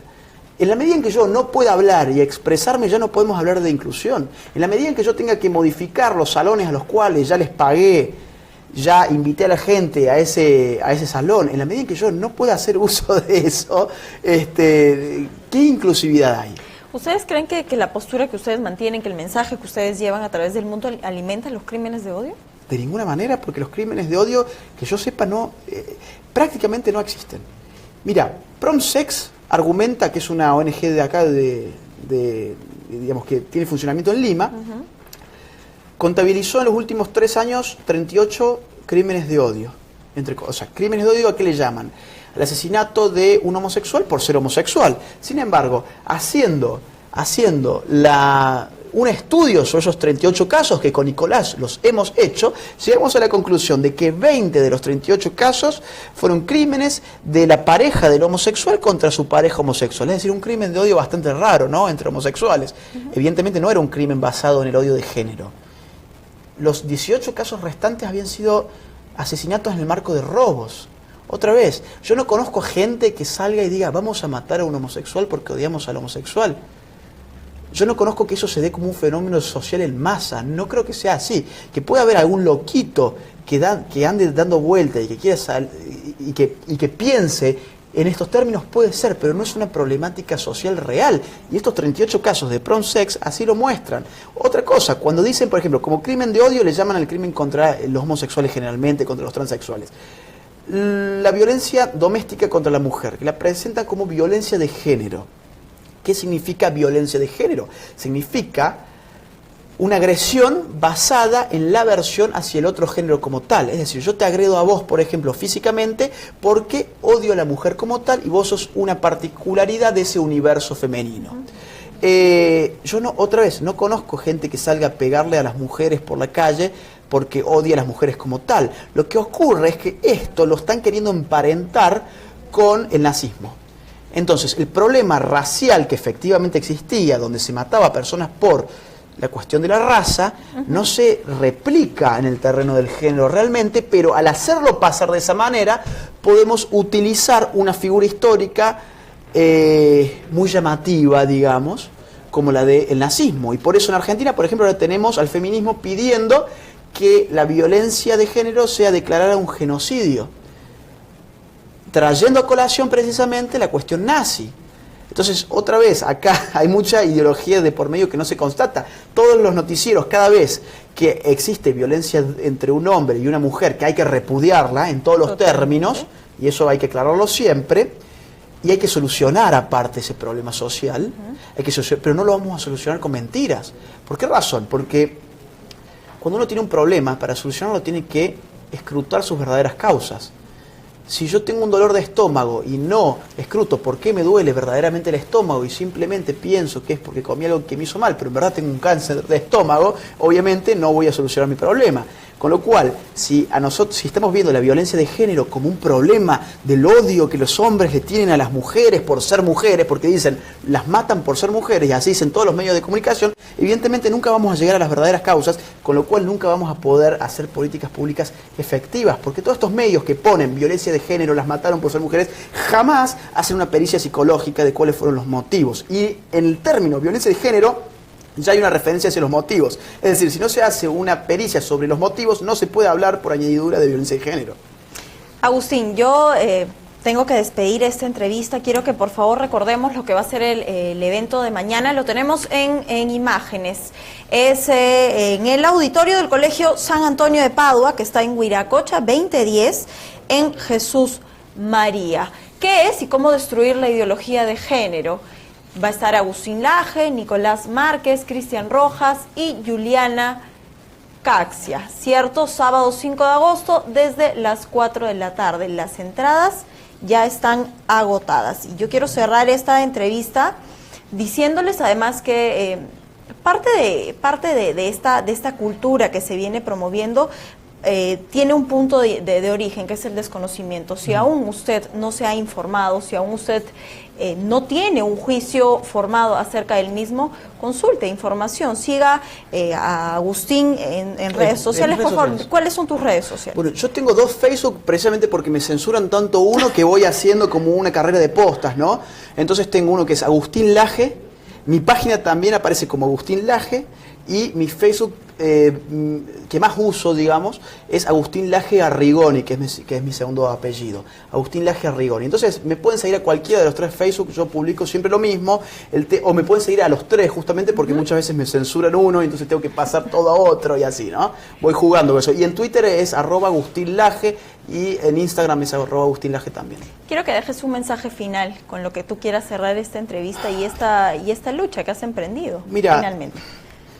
Esta lucha a mí mucho me hace acordar, usé hace un rato la imagen de la persona que nada contra la corriente. Creo que estamos nadando contra la corriente. Creo que también una buena figura que se puede usar es la de David contra Goliat, transmutada al plano actual en el sufrimiento de Bruce Reimer, que no me acordaba el apellido, Bruce Reimer, que luego se llamó David Reimer, justamente por esto.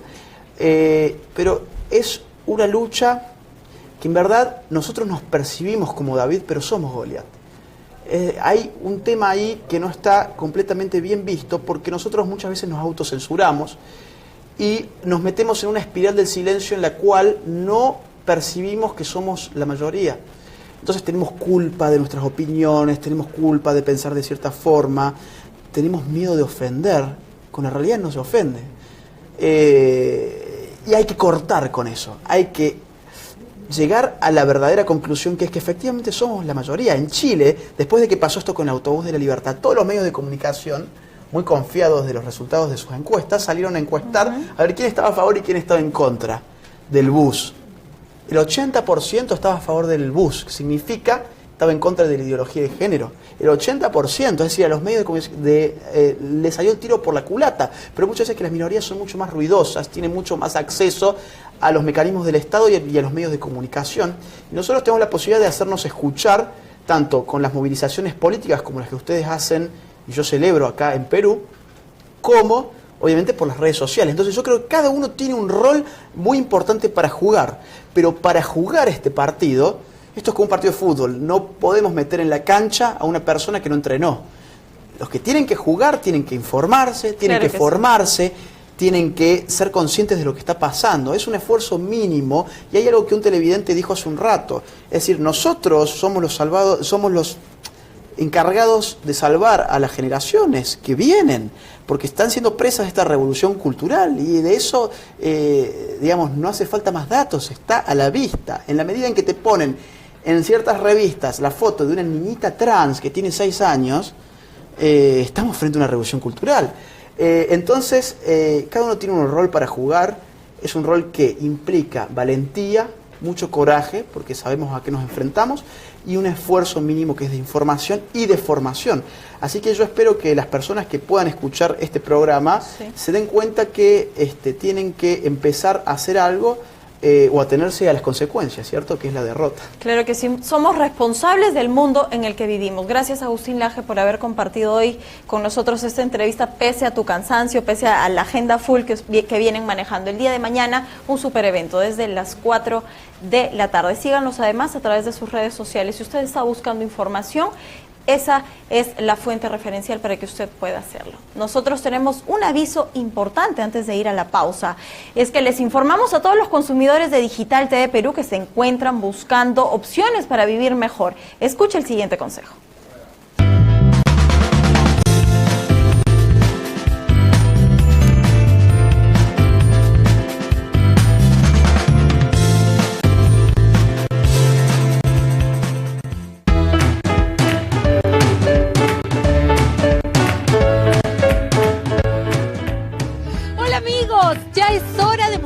Y hoy Los Portales nos trae un nuevo proyecto de departamentos en etapa de preventa que se llama Gran Colonial. Y para que nos cuente todos los detalles está con nosotros Ivo Tomasevich. ¿Cómo estás, Ivo? Hola Laura, bienvenida. Hoy presentamos este nuevo proyecto de departamentos en preventa Gran Colonial. Es el proyecto que todo el público está esperando luego del éxito de Centro Colonial, donde ya se vendieron todos los departamentos.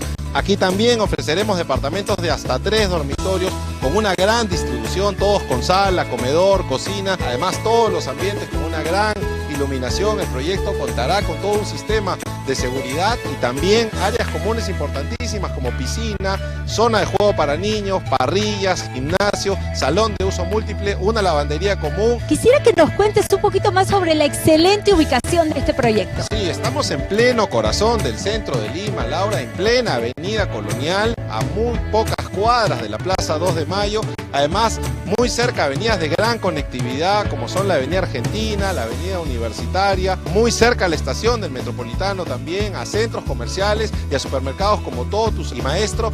¿Se imaginan, amigos, vivir cerca de su trabajo, cerca del centro de Lima, de centros comerciales y además tener fácil acceso al transporte público? Realmente la ubicación de este proyecto es inmejorable. Ahora, Ivo, cuéntanos un poquito sobre los precios y facilidades de pago. Sí, los precios son extraordinarios, Laura. Estamos en la etapa de venta en planos, es decir, es el momento que los precios son los más bajos, hay que aprovechar la preventa. Aquí en Gran Colonial te fraccionamos íntegramente la cuota inicial mientras calificas a tu crédito hipotecario, donde te vamos a asesorar, y estamos en la etapa de preventa donde solo con 999 soles al mes podrás tener tu departamento con nosotros. También ofrecemos nuestro crédito directo a sola firma, sin aval, sin trámites, sin papeleos, donde solo con 50 soles y tu DNI vas a separar tu departamento aquí con Gran Colonial. Señora, traiga a su esposo, no deje pasar esta gran oportunidad. Ahora no hay excusas, todos podemos convertirnos en propietarios, tener acceso a una propiedad, por supuesto con los portales. Ivo, invitemos a todos nuestros amigos a que vengan y conozcan el proyecto ya. Sí, que vengan hoy mismo a nuestra sala de ventas. Estamos a la altura de la cuadra 9 de la avenida Zorritos. Atendemos todos los días de 9 de la mañana a 6:30 de la tarde. Vengan, conozcan el proyecto, no dejen pasar esta gran oportunidad de convertirse en propietarios. Los esperamos aquí, en Gran Colonial, por supuesto, de los portales.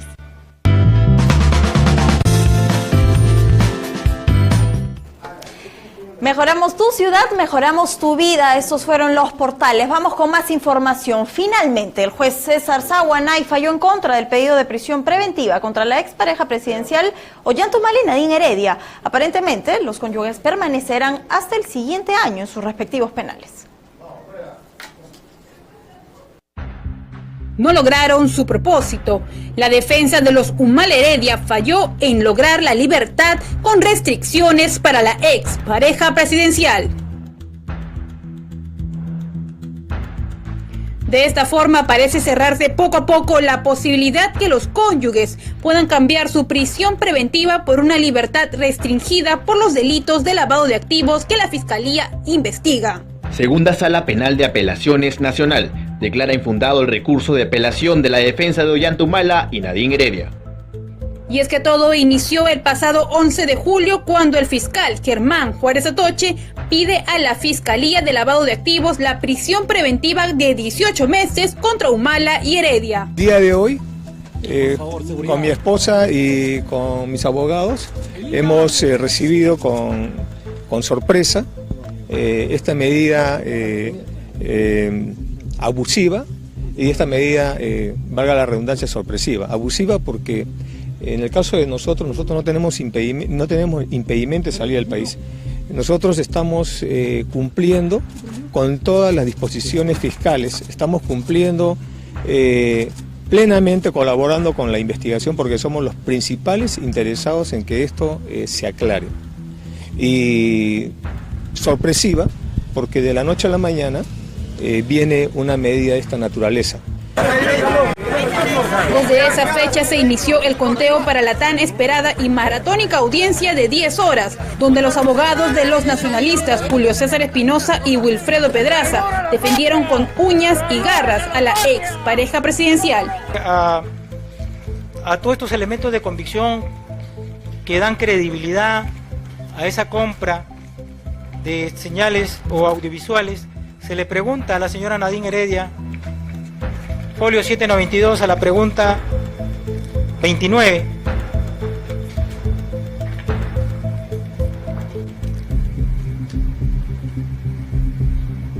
A la pregunta 30. Si el Partido Nacionalista Peruano entre los años 2006 y 2008 tuvo el interés o la intención de comprar equipos audiovisuales, dijo que yo sepa, no. Es decir, la señora niega, no obstante que la señora Najara, el señor... Jueves 13 de julio, alrededor de las 8 de la noche, el juez Richard Concepción Carhuancho anunció la prisión preventiva contra Ollanta Humala y Nadine Heredia.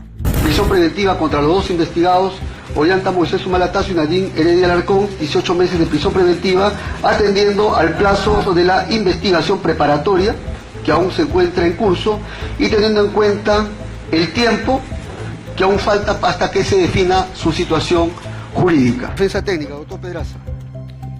Ponemos recurso de apelación, señor. Luego del anuncio de la apelación por parte de la defensa, empezó la entrega histórica de la pareja que ocupó por 5 años Palacio de Gobierno.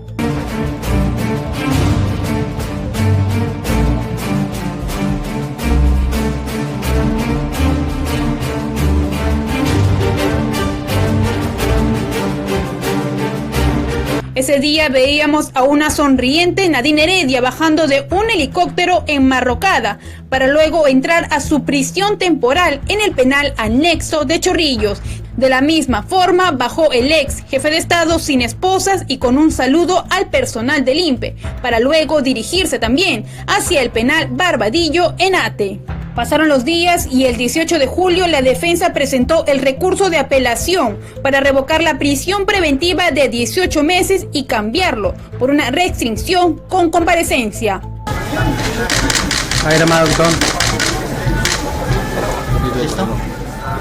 Solo quedaba esperar hasta el último día del mes patrio para la audiencia de apelación. Audiencia donde se vio a la ex pareja presidencial a través de Skype. Audiencia donde el fiscal superior de lavado de activos, Rafael Vela, sustentó el peligro de fuga de Ollanta y Nadine, y para tal el peligro que corren las investigaciones por lavado de activos. Nos tenemos que más bien vincular a toda la información que el juez Concepción Carhuancho analiza efectivamente cuando habla, por ejemplo, del testigo de clave TP01 del 2015, cuando a partir de esa condición de determinación visual del dinero y de dar testimonio presencial de ello, se vincula esto con los graves cargos que se han estructurado respecto a la procedencia ilícita del dinero de la República de Venezuela.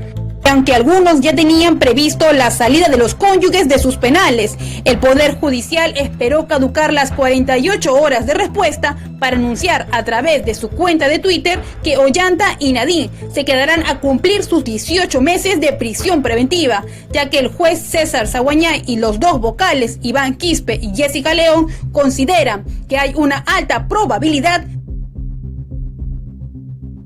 de la comisión de lavado de activos e incremento significativo de riesgo procesal en el caso. La resolución del Poder Judicial cuenta con 57 páginas que ratifican el pedido de prisión preventiva, porque según este documento, la pareja pertenece a una organización criminal que rebasa las fronteras nacionales. Ahora solo queda esperar al siguiente paso de la defensa de los nacionalistas, que presuntamente sería un habeas corpus que posiblemente resuelva o no el capítulo de este proceso judicial calificado como histórico. Stephanie Pineda, Noticias en Digital. El día de mañana con nosotros se encontrará el señor Isaac Humala. No se pierdan en una entrevista exclusiva a través de Digital TV Perú. Los abogados de la expareja presidencial llegaron al penal Santa Mónica, en donde el abogado Pedraza sostuvo que no están conformes con el fallo del juzgado penal. Los abogados de la expareja presidencial llegaron al penal Santa Mónica para conversar con la señora Nadine Heredia respecto a la respuesta tomada por parte del juzgado penal, en donde el doctor Pedraza señaló que este fallo para la ex primera dama le generó disconformidad. La señora Heredia ha expresado su profunda disconformidad con una decisión de la sala que esperábamos debería tener otro sentido. Su inconformidad porque al final, en el resumen de la propia resolución, se señala que se mantiene la prisión preventiva en el caso de ella por dos razones. Una, porque en noviembre del año pasado extendió un poder a una prima para que sus hijas puedan viajar al interior o al exterior del país. Ese es un primer elemento. Y el segundo elemento tiene que ver con el delito que en la investigación le imputan, que es lavado de activos. Dos elementos absolutamente insuficientes para una prisión preventiva, desproporcionadas. Y es que el abogado también comentó sobre las medidas tomadas por el juzgado, ya que la ex primera dama nunca tuvo intención de fugarse, porque cuando viajó regresó al país y cuando tuvo oportunidad de viajar nuevamente no lo hizo. Además, el abogado señala que el argumento del juzgado es absurda y arbitraria. En el caso del expresidente Humala, esta misma sala, en una decisión anterior, interpretó que ese poder servía únicamente para cambiar la regla de conducta en una comparecencia. Es decir, valorando ese poder, esa sala impuso al presidente Humala la obligación de viajar previo permiso al exterior. Sin embargo, en el caso de la señora Heredia, ese mismo elemento ahora sirve para justificar una prisión preventiva. ¿Por qué el cambio de criterio? ¿Por qué una valoración diferente a un mismo hecho? Nos llama la atención. Pero el tema de fondo es, ¿por qué un poder otorgado en el ejercicio de la patria potestad, tanto el señor Humala como la señora Heredia, termina siendo un factor que, a juicio de los jueces, podría servir para un programa de fuga? Creo que el esquema de una fuga ha quedado absolutamente claro que es un esquema falso, porque Nadine Heredia, estando fuera del país, retornó. Teniendo posibilidad de viajar, no lo hizo.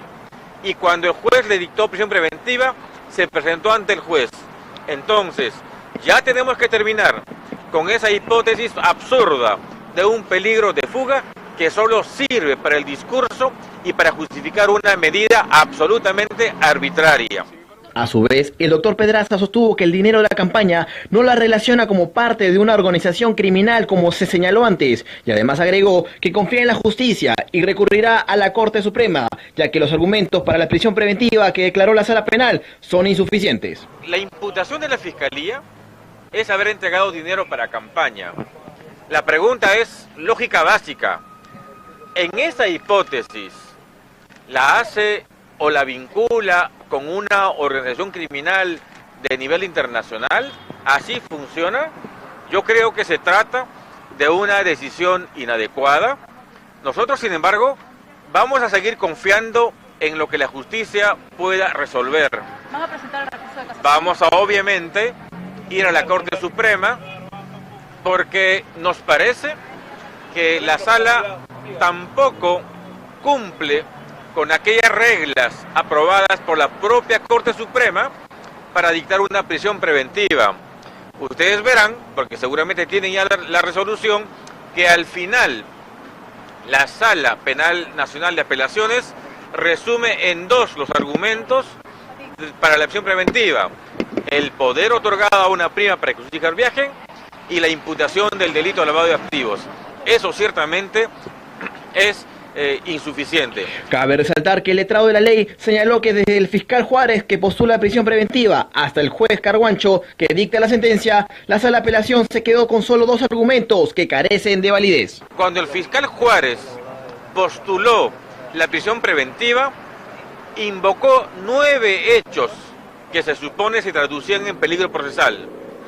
El juez Concepción descartó 5 y quedó 4. Esta sala ha tomado 2 y con las 2 funda una prisión preventiva. Y reitero, ¿cuáles son esas 2?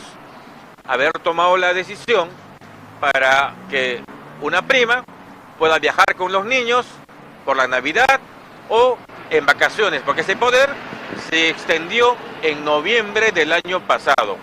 Yo pregunto si un poder que se extiende en esos términos puede fundamentar con seriedad un peligro de fuga.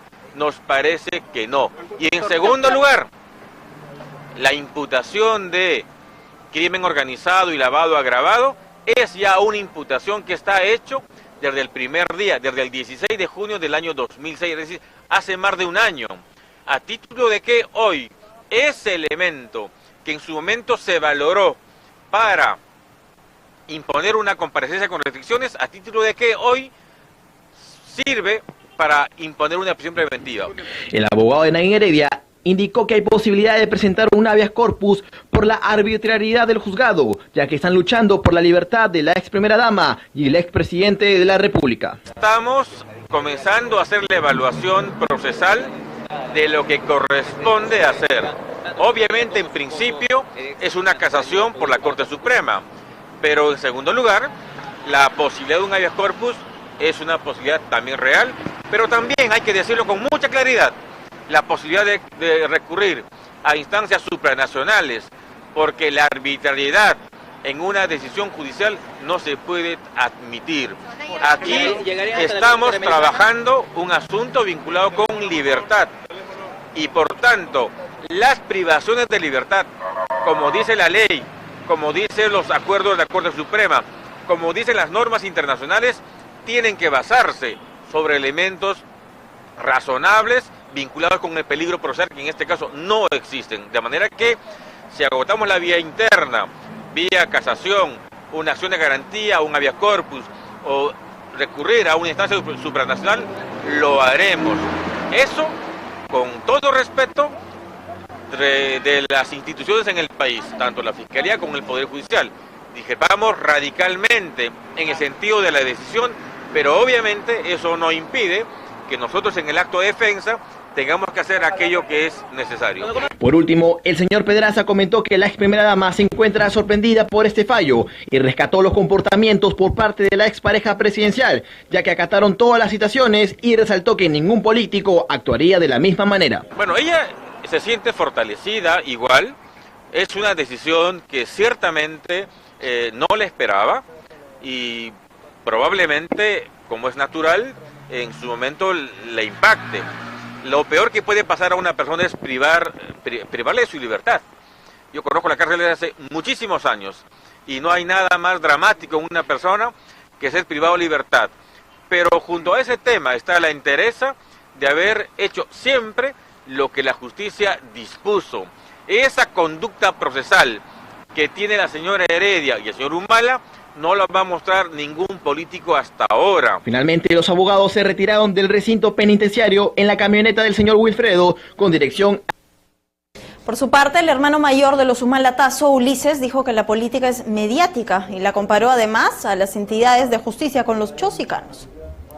En el Perú la justicia es más mediática que jurídica muchas veces.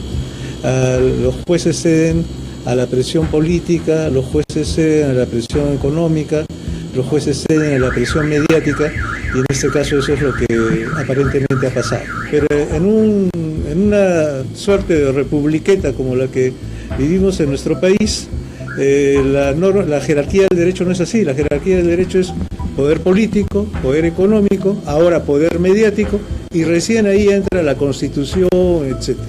Pero parece que entre el Poder Judicial y el Ministerio Público están como los chosicanos diciendo, mire, para que la opinión pública diga, sí, los fiscales están trabajando, sí, los jueces están trabajando y están pues mostrando que están detrás, que sacan comunicados, interpretan las cosas de manera subjetiva. Y eso yo creo que está mal. La mediatización de la justicia no lleva a nada bueno. ¿Usted cree en la inocencia de Ollanta y Nadine? No, yo no estoy hablando de la inocencia o de la culpabilidad de ellos. Simplemente yo digo que mientras uno no sea sentenciado, uno es inocente. Y mientras uno es inocente, uno no tiene por qué estar preso. Salvo excepciones, pues, ¿no? Pero no, pues, acá es la regla. ¿Pero para usted recibieron dinero o no? Para mí, yo digo que ellos han recibido dinero para la campaña. Pero yo creo que han recibido dinero todos los candidatos. Porque si no, no llegaban. Porque te pones a pensar, la campaña de segunda vuelta, hasta segunda vuelta debe costar 10 a 15 millones de dólares. ¿De dónde saca esos 10 o 15 millones de dólares cualquier candidato? Tiene que recibir pues plata de donde sea, si no, no gana. Si no tienes 10 millones de dólares, no vas a llegar a la segunda vuelta. Eso que nos condena a que todos nuestros los postulantes a que sean presidentes reciban dinero ilícito. Estamos condenados con el sistema. Bueno, la posición de Antauro se tiene que entender porque Antauro está preso. Antauro pudo beneficiar del indulto de parte de su hermano y su hermano no lo hizo. Y en ese sentido, yo también, si fuera Antauro, estaría molesto con Ollanta. Y de hecho, una de las razones, quizás la principal, por la cual la familia se quebró y por la cual, por ejemplo, yo me distancié de Ollanta, fue que no le dio el indulto a Antauro. Yo creo que paradójicamente va a fortalecerse algo. Es lo que mucha gente dice, que se va a fortalecer el nacionalismo.